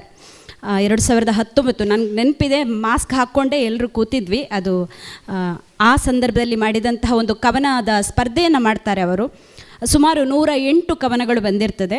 ಒಂದಿನ ನನಗೆ ಫೋನ್ ಮಾಡ್ತಾರೆ, ನಾನು ಕಳಿಸಿದ್ದೆ, ಅಂದರೆ ಆ ಟೈಮಲ್ಲಿ ನಾವು ಮನೆಯಲ್ಲಿದ್ದಂಥ ಸಂದರ್ಭ ಕಳಿಸಿದ್ದೆ, ಮೇಡಮ್ ನಿಮ್ಮ ಕವನಕ್ಕೆ ಫಸ್ಟ್ ಪ್ರೈಸ್ ಬಂತು ಅಂತ ಹೇಳಿ. ಅದೇ ಒಂದು ಕವನವನ್ನು ನಾನು ಇಲ್ಲಿ ಅವರ ನೆನಪಿಗೋಸ್ಕರ ಓದಲಿಕ್ಕೆ ಇಷ್ಟಪಡ್ತೇನೆ. ಕವನದ ಶೀರ್ಷಿಕೆ ಮಾಯಾನಗರಿ. ಸೇಟು ಸೇಟು ಎನ್ನುವರು ಅವರು ಬರೀ ಸೂಟು ಬೂಟು ನೋಡಿ. ಸೇಟು ಸೇಟು ಎನ್ನುವರು ಅವರು ಬರೀ ಸೂಟು ಬೂಟು ನೋಡಿ. ಒಳಗಿಲ್ಲ ಕಿಮ್ಮತ್ತು, ಒಳಗಿಲ್ಲ ಕಿಮ್ಮತ್ತು, ಇರುವುದೊಂದೇ ಡಾಬಾ, ಇರುವುದೊಂದೇ ಡಾಬಾ, ಆದರೂ ಸೇಟು ಗರಿ ಗರಿ ನೋಟಿನ ಸೇಟು. ಇರುವುದೊಂದೇ ಡಾಬಾ, ಆದರೂ ಸೇಟು ಗರಿ ಗರಿ ನೋಟಿನ ಸೇಟು. ರಾತ್ರಿಗಳಿಲ್ಲದ ಊರಿದು ಬೀದಿಗೊಬ್ಬ ಚಂದ್ರಮ, ರಾತ್ರಿಗಳೇ ಇಲ್ಲದ ಊರಿದು ಬೀದಿಗೊಬ್ಬ ಚಂದ್ರಮ. ಮತ್ತೆ ಆರುವುದಿಲ್ಲ ಥಳುಕು, ಹಗಲೇ ಹಗಲು ಬರೀ ಬೆಳಕು, ಹಗಲೇ ಹಗಲು ಬರೀ ಬೆಳಕು. ಸದ್ದು ಮುಗಿಯುವ ತನಕ ಮತ್ತೆ ಹೊದ್ದು ಮಲಗುವ ತನಕ, ಸದ್ದು ಮುಗಿಯುವ ತನಕ ಮತ್ತೆ ಹೊದ್ದು ಮಲಗುವ ತನಕ. ಝಣ ಝಣ ಕಾಂಚಾಣ, ಝಣ ಝಣ ಕಾಂಚಾಣ. ಮಹಲು ಮಹಲುಗಳಲ್ಲಿ ಬಹು ಅಮಲಿನ ಘಮಲು, ಮಹಲು ಮಹಲುಗಳಲ್ಲಿ ಬಹು ಅಮಲಿನ ಘಮಲು. ಶೀಟು ಮಾಡು ಗಲ್ಲಿ ಕೇರಿಗಳಲ್ಲಿ, ಶೀಟು ಮಾಡು ಗಲ್ಲಿ ಕೇರಿಗಳಲ್ಲಿ. ತುತ್ತು ಕೂಳಲ್ಲಿ ರುಧಿರಾಭಿಷೇಕ, ತುತ್ತು ಕೂಳಲ್ಲಿ ರುಧಿರಾಭಿಷೇಕ. ಮಧ್ಯ ಅಲ್ಲಲ್ಲಿ ಮದ್ಯದ ಸೆಂಟಿನ ಸವರು, ಮಧ್ಯ ಅಲ್ಲಲ್ಲಿ ಮದ್ಯದ ಸೆಂಟಿನ ಸವರು. ಕಾಲಕ್ಕಿಲ್ಲ ಇಲ್ಲಿ ಕೀಲು, ಬರೀ ಓಡುವುದೊಂದೇ ಸಾಲು ಸಾಲು. ಕಾಲಕ್ಕಿಲ್ಲ ಇಲ್ಲಿ ಕೀಲು, ಬರೀ ಓಡುವುದೊಂದೇ ಸಾಲು ಸಾಲು. ಉಗಿ ಬಂಡಿಯದೇ ಕಾರುಬಾರು, ಉಗಿ ಬಂಡಿಯದೇ ಕಾರುಬಾರು. ಕೆಲವರು ಓಡುವರು ನೇತಾಡುವರು ಜಾರುವರು, ಕೆಲವರು ಓಡುವರು ನೇತಾಡುವರು ಜಾರುವರು. ಮತ್ತೆ ಕೆಲವೊಮ್ಮೆ ಕಾಣುವರು ಕಾಣದಾಗುವರು, ಮತ್ತೆ ಕೆಲವೊಮ್ಮೆ ಕಾಣುವರು ಕಾಣದಾಗುವರು. ರೈಲು ಕಂಬಿಗಳಲ್ಲಿ ಬೋಗಿಗಳಲ್ಲಿ ಶಿಲ್ಲೆಯಲ್ಲಿ ಮತ್ತೆ ಮರೆತೇ ಹೋಗುವರು. ಇವರು ಅವನಲ್ಲ ಅವಳಲ್ಲ, ಇವರು ಅವನೂ ಅಲ್ಲ ಅವಳೂ ಅಲ್ಲ. ಆದರೂ ಇವರಿಹರು ಅವರದೇ ಲೋಕದಲ್ಲಿ, ಆದರೂ ಇವರಿಹರು ಅವರದೇ ಲೋಕದಲ್ಲಿ. ಕೆಲವರು ಬರಿ ಹೆಸರಿಗಷ್ಟೇ ಪದಕವಿಟ್ಟು ಮೆರೆಯುವರು, ಕೆಲವರು ಬರಿ ಹೆಸರಿಗಷ್ಟೇ ಪದಕವಿಟ್ಟು ಮೆರೆಯುವರು. ಆದರೂ ಮರೆಯುವಂತಿಲ್ಲ ಇವರನ್ನು, ಆದರೂ ಮರೆಯುವಂತಿಲ್ಲ ಇವರನ್ನು. ಹುಟ್ಟು ಸಾವಿನ ಮಧ್ಯೆ ಬೆಂದುಕೊಳ್ಳುವವರು, ಹುಟ್ಟು ಸಾವಿನ ಮಧ್ಯೆ ಬೆಂದುಕೊಳ್ಳುವವರು. ಆಗಾಗ ಒಮ್ಮೊಮ್ಮೆ ಬದುಕಿನ ಚಳಿ ಕಾಯಿಸಿಕೊಳ್ಳುವವರು, ಆಗಾಗ ಒಮ್ಮೊಮ್ಮೆ ಬದುಕಿನ ಚಳಿ ಕಾಯಿಸಿಕೊಳ್ಳುವವರು. ಅಹುದಹುದು ಇದು ಮಾಯಾನಗರಿಯಂತೆ, ಅಹುದಹುದು ಇದು ಮಾಯಾನಗರಿಯಂತೆ. ಹೆಣ್ಣು ಹೊನ್ನು ಮಣ್ಣು ಎಲ್ಲ ಬಿಕರಿಯಂತೆ, ಹೆಣ್ಣು ಹೊನ್ನು ಮಣ್ಣು ಎಲ್ಲ ಬಿಕರಿಯಂತೆ. ಇದ್ದವರು ಇಲ್ಲದವರು ಮೊನ್ನೆ ಮೊನ್ನೆ ಭಿಕಾರಿಯಂತೆ. ಇದ್ದವರು ಇಲ್ಲದವರು ಮೊನ್ನೆ ಮೊನ್ನೆ ಭಿಕಾರಿಯಂತೆ. ಕಾರಣ ಇಷ್ಟೇ ನಿನ್ನೆ ಮೊನ್ನೆ ಸನ್ನೆ ಇಲ್ಲದೆ ಬಂದ ಕೊರೋನಾವಂತೆ. ಕಾರಣ ಇಷ್ಟೇ ನಿನ್ನೆ ಮೊನ್ನೆ ಸನ್ನೆ ಇಲ್ಲದೆ ಬಂದ ಕೊರೋನಾವಂತೆ. ಅವಕಾಶಕ್ಕಾಗಿ ವಂದನೆಗಳು. ಈಗ ಈ ಕವಿಗೋಷ್ಠಿಯನ್ನು ವನಜಾ ಜೋಶಿಯವರು ದಯವಿಟ್ಟು ಬನ್ನಿ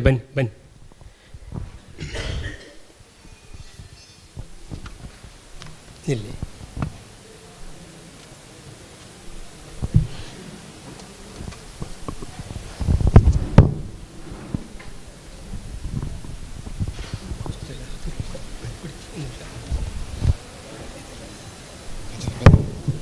ಕೊಡ್ತೇನೆ.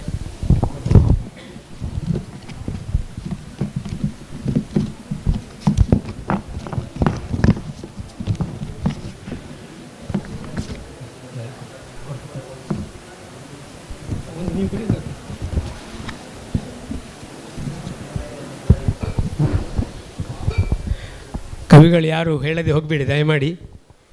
ಇವರಿಗೆ ದೂರಕ್ಕೆ ಹೋಗಲಿಕ್ಕಿದೆ ಉಜಿರೆಗೆ, ಹಾಗಾಗಿ ಅವರನ್ನು ಬೀಳ್ಕೊಡ್ತಾ ಇದ್ದೇವೆ. ವನಜಾ ಜೋಶಿಯವರು ಮತ್ತೆ ಇಂಥ ಸಂದರ್ಭಗಳಲ್ಲಿ ನಮ್ಮ ಜೊತೆ ಬರಬೇಕು ಅಂತ ನಾನು ಅವರಲ್ಲಿ ವಿನಂತಿ ಮಾಡ್ತಾ ಅವರನ್ನು ಬೀಳ್ಕೊಡ್ತಾ ಇದ್ದೇನೆ.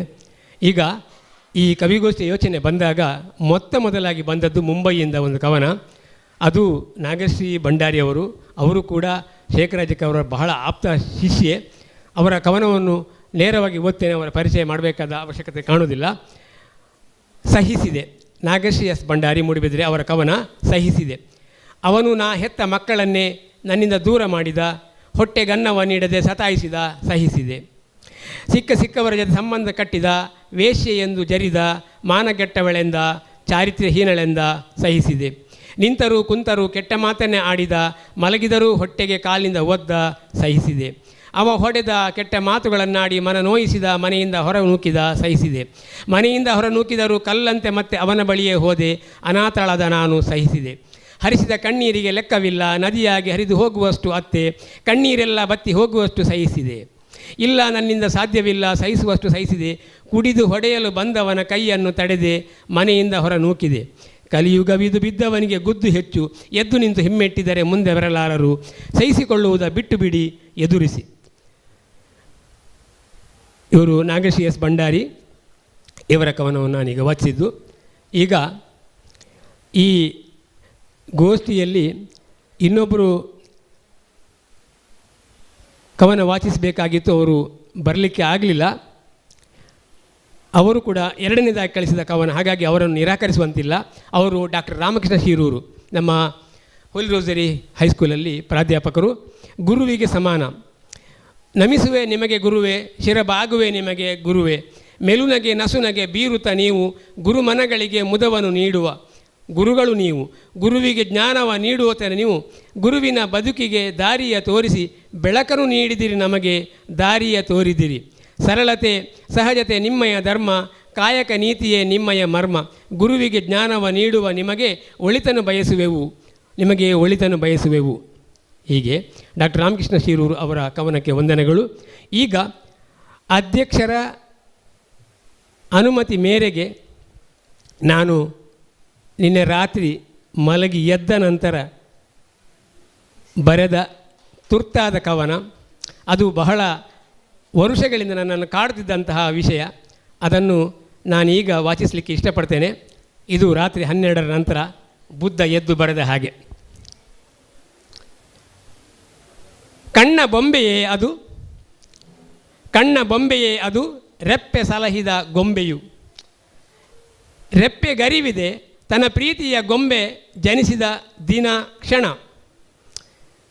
ಕ್ಷಣ ಕ್ಷಣಕ್ಕೂ ಜತನದಿ ಗೊಂಬೆಯ ಕಾಯುವುದೇ ನಿಷ್ಕಾಮ ಕರ್ಮವು. ಗೊಂಬೆಗಾದರೂ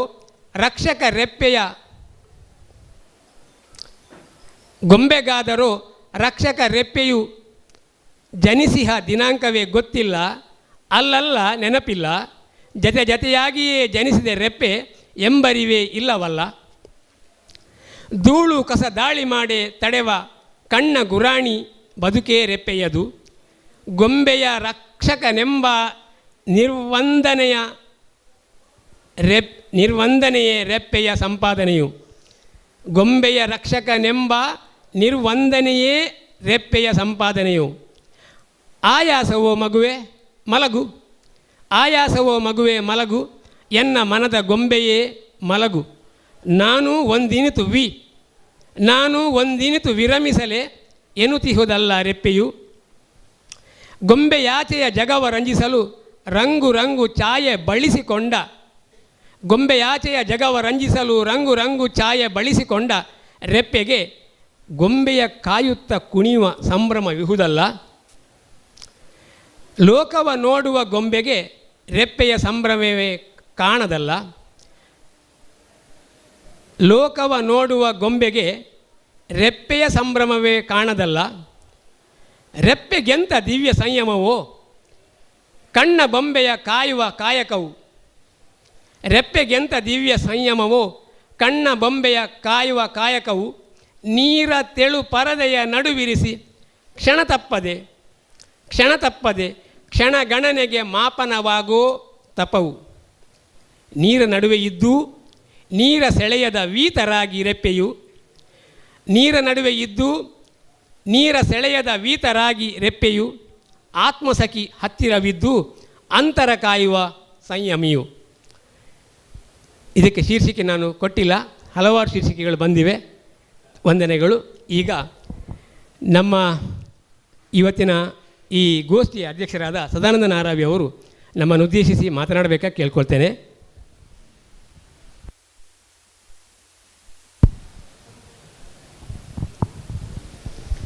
ವೇದಿಕೆಯಲ್ಲಿ ಉಪಸ್ಥಿತರಿರುವಂಥ ಅಭಯಚಂದ್ರ ಜೈನವರೇ ಹಾಗೂ ಸೀತಾರಾಮಾಚಾರ್ಯವರೇ ಹಾಗೂ ನೆರೆದಿರುವ ಎಲ್ಲ ಸಾಹಿತ್ಯಾಭಿಮಾನಿಗಳೇ, ಇವತ್ತು ಕವಿಗೋಷ್ಠಿ ಶೇಖರ್ ಅಜೆಕಾರ್ ಅವರ ಸಂಸ್ಮರಣೆ ಮತ್ತು ವೇಣುಗೋಪಾಲ್ ಅವರ ಇಬ್ಬರ ಸಂಸ್ಮರಣೆ ಇಲ್ಲಿ ಕಾರ್ಯಕ್ರಮ ನಡೀತಾ ಇದೆ. ಅವರಿಬ್ಬರು ಕೂಡ ಸಮಾಜಕ್ಕೆ ನೀಡಿದ ಒಂದು ಅನುಪಮ ಕೊಡುಗೆಗಾಗಿ ನಾವು ಇವತ್ತು ಅವರನ್ನು ಸ್ಮರಿಸಿಕೊಳ್ತೇವೆ. ಶೇಖರ್ ಅಜೆಕಾರ್ ಅವರ ಕಾರ್ಯಕ್ರಮದಲ್ಲಿ ನಾನು ಕೂಡ ಹಲವಾರು ಕಾರ್ಯಕ್ರಮಗಳಲ್ಲಿ ಭಾಗವಹಿಸಿದ್ದೇನೆ. ಕುರುಪಾಡಿಯ ಗ್ರಾಮೋತ್ಸವದಿಂದ ಹಿಡಿದು ಅನೇಕ ಬೆಳದಿಂಗಳ ಕಾರ್ಯಕ್ರಮಗಳಲ್ಲಿ ಕೂಡ ನಾನು ಭಾಗವಹಿಸಿದ್ದೇನೆ. ಅವರು ತುಂಬ ಪ್ರತಿಭೆಗಳನ್ನು ಬೆಳಕಿಗೆ ತಂದಿದ್ದಾರೆ. ಸೊ ಅಂಥವರ ಕೊಡುಗೆಯನ್ನು ಇವತ್ತು ನಾವು ಸ್ಮರಿಸಿಕೊಳ್ಳುವಂಥದ್ದು ಭಾಳ ಒಂದು ಒಳ್ಳೆಯ ಕಾರ್ಯ ಆಗಿದೆ. ಅವರಿಬ್ಬರನ್ನು ಕೂಡ ಸ್ಮರಿಸಿಕೊಳ್ತಾ ಅವರ ಕುಟುಂಬದ ತ್ಯಾಗ ಪರಿಶ್ರಮಗಳನ್ನು ಕೂಡ ಈ ಸಂದರ್ಭದಲ್ಲಿ ಸ್ಮರಿಸ್ತಾ ಎಲ್ರಿಗೂ ಒಳ್ಳೆಯದಾಗಲಿ ಅಂತ ಹಾರೈಸ್ತಾ ಒಂದೆರಡು ಮಾತುಗಳನ್ನಷ್ಟೇ, ಯಾಕಂದರೆ ಈಗಾಗಲೇ ನಮ್ಮ ಸಮಯ ಮೀರಿದೆ. 5:15 ನಾವಿಲ್ಲಿ ಬಿಟ್ಟುಕೊಡಬೇಕು ಅಂತ ಆಗಲೇ ಹೇಳಿದ್ದಾರೆ. ಆದರೆ ಈಗ 5:15 ಕಳೀತಾ ಇದೆ. ಆದ್ದರಿಂದ ಎಲ್ಲರ ಕವನಗಳನ್ನು ನಾನು ಇಲ್ಲಿ ವಿಶ್ಲೇಷಣೆ ಮಾಡಲಿಕ್ಕೆ ಹೋಗೋದಿಲ್ಲ. ಆದರೆ ಇದೊಂದು ವಿಶಿಷ್ಟ ಪ್ರಯೋಗ. ಧನಂಜಯ ಮೂಡುಬಿದಿರೆಯವರೊಂದು ಸಂಕಲ್ಪ ಮಾಡಿದ ಹಾಗೆ ಬೇರೆ ಬೇರೆ ಬಹುಭಾಷಾ ಕವಿಗೋಷ್ಠಿ ಎಲ್ಲ ಕಡೆ ಆಗ್ತದೆ.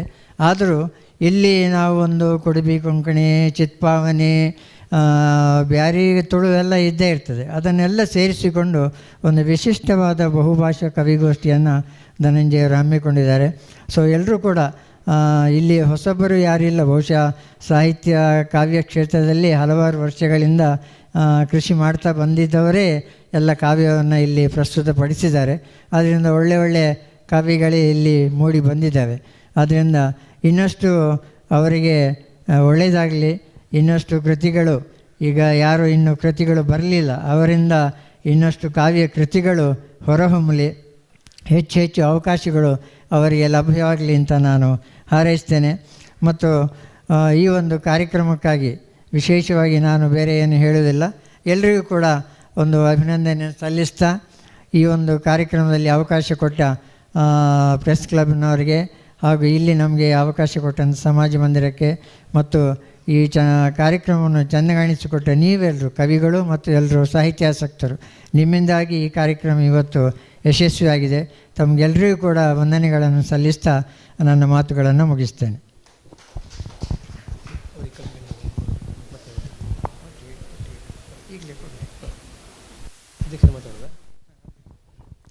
ಈಗ ಸಮಗ್ರವಾಗಿ ಅಧ್ಯಕ್ಷತೆ ವಹಿಸಿರುವ ಸೀತಾರಾಮಾಚಾರ್ಯ ಅವರು ಈ ಕಾರ್ಯಕ್ರಮವನ್ನು ಅಧ್ಯಕ್ಷೀಯ ಮಾತುಗಳೊಂದಿಗೆ ಮುಗಿಸಿಕೊಡಬೇಕಾ ಕೇಳ್ಕೊಳ್ತೇನೆ. ಬಳಿಕ ಎಲ್ಲ ಕವಿಗಳಿಗೆ ಈಗಾಗಲೇ ಕೊಟ್ಟಿರುವ ಹಾಗೆ ಸ್ಮರಣಿಕೆ, ಆಮಂತ್ರಣ ಪತ್ರಿಕೆಯ ಒಂದು ಪ್ರತಿ ಮತ್ತು ನಮ್ಮ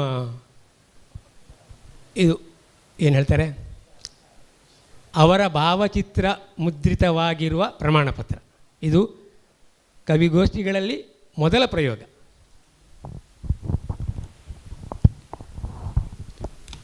ಆತ್ಮೀಯರೇ, ಮನುಷ್ಯನ ಹುಟ್ಟು ಮತ್ತು ಸಾವು ಅನಿವಾರ್ಯ.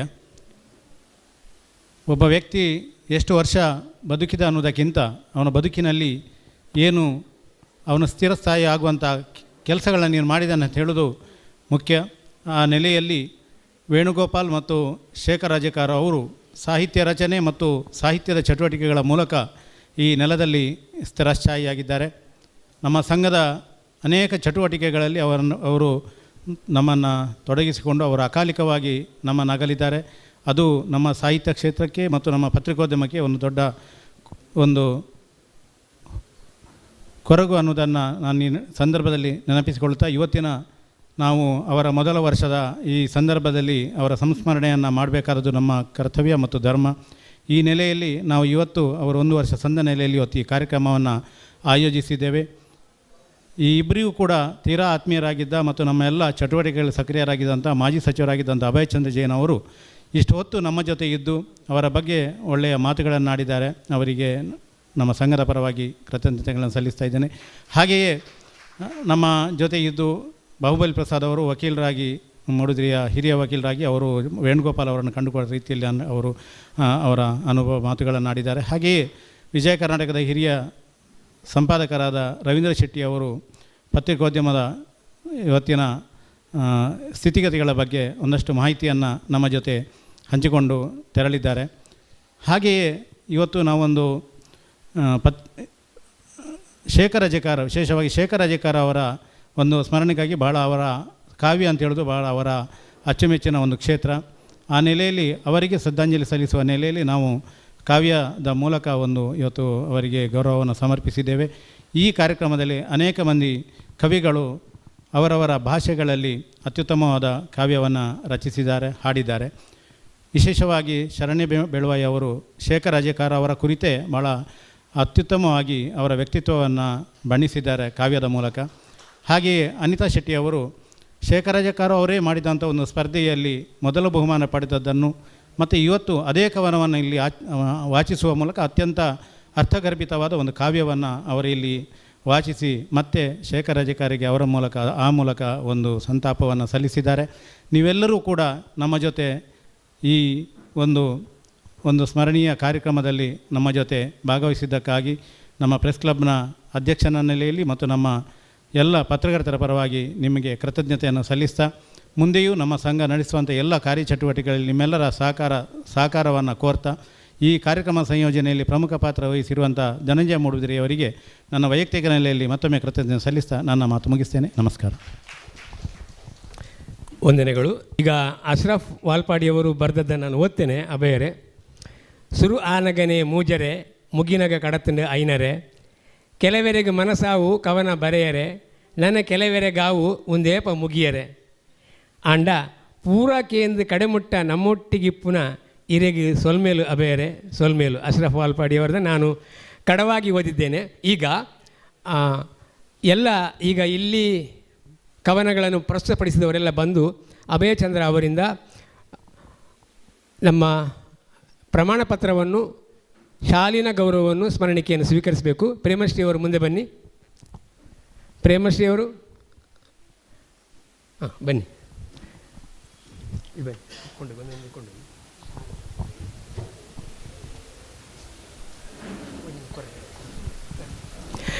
ಈಗ ಅನಿತಾ ಶೆಟ್ಟಿ ಅವರು ಮುಂದೆ ಬನ್ನಿ. ಒಂದು ಗ್ರೂಪ್ ಫೋಟೋ ತೆಗಿಲಿಕ್ಕಿದೆ. ಇದೆಲ್ಲ ಇಟ್ಕೊಂಡು ಒಂದು ಫೋಟೋ ತೆಗಿಲಿಕ್ಕಿದೆ. ಯಾರು ಹೋಗಬೇಡಿ, ಒಬ್ಬರು ಮಾತ್ರ ಮಿಸ್ ಆದರೆ ಪರವಾಗಿಲ್ಲ. ಹೋಗಿ ಕೊಡಿ ಅಲ್ಲಿ ಪ್ರಮಾಣ ಪತ್ರ, ಇದು ಇನ್ವಿಟೇಷನ್ ಒಟ್ಟಿಗೆ ಇನ್ವಿಟೇಷನ್ ಉಂಟಲ್ಲ.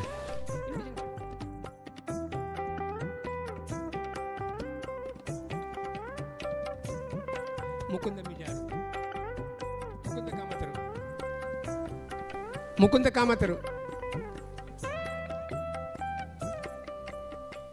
ರಿಯಾನಾ ರೇಮಂಡಿಕುನ್ನ ಬನ್ನಿ. ಶಾಲು ಕೊಟ್ಟರು, ಶಾಲು ಮುಗಿಸ್ಕೊಡ್ತಾರೆ.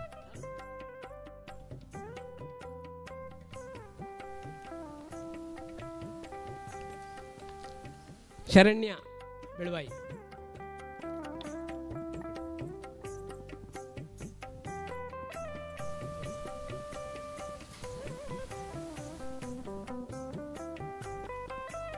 ಲಿಂಗಪ್ಪ ಗೌಡ, ಲಿಂಗಪ್ಪ ಗೌಡ,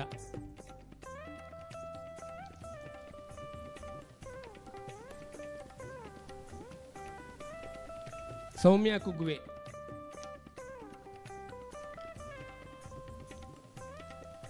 ನಿಲ್ಲಿ, ಹಿಂದೆ ಹೋಗಿ ನಿಲ್ಲಿ.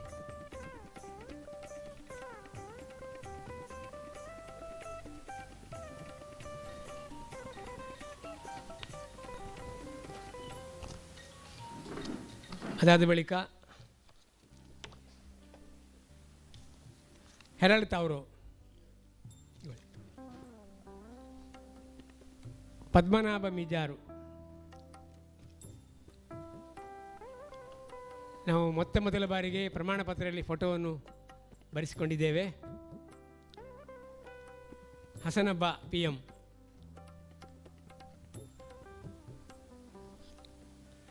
ಡಾಕ್ಟರ್ ಸುರೇಶ್ ನೆಗಳಗುಳಿ. ನಿಲ್ಲಿ ಬನ್ನಿ, ಪದ್ಮನಾಭರೇ ನಿಲ್ಬೇಕು, ದಾಖಲಾಗಬೇಕಲ್ಲ.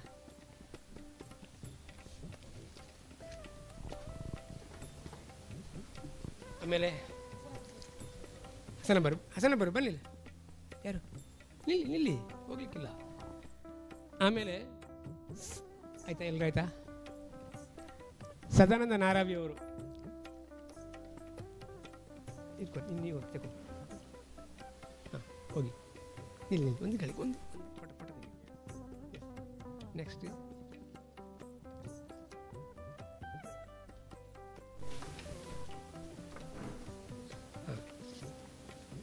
ಮತ್ತು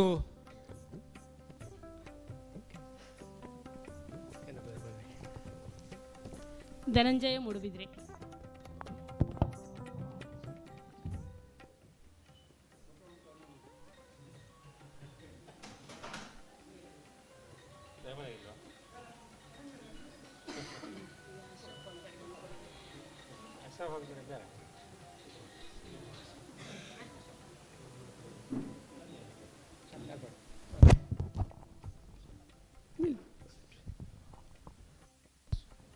ಅಶ್ರಫ್ ಆಲ್ಪಾಡಿ ಅವರು ನಿರೂಪಣೆ ಮಾಡಿದ್ದಾರೆ, ಅವ್ರು ಬರಬೇಕು.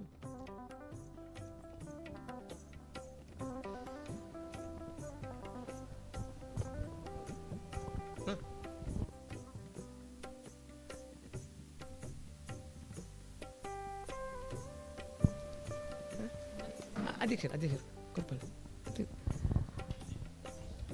ಬನ್ನಿ.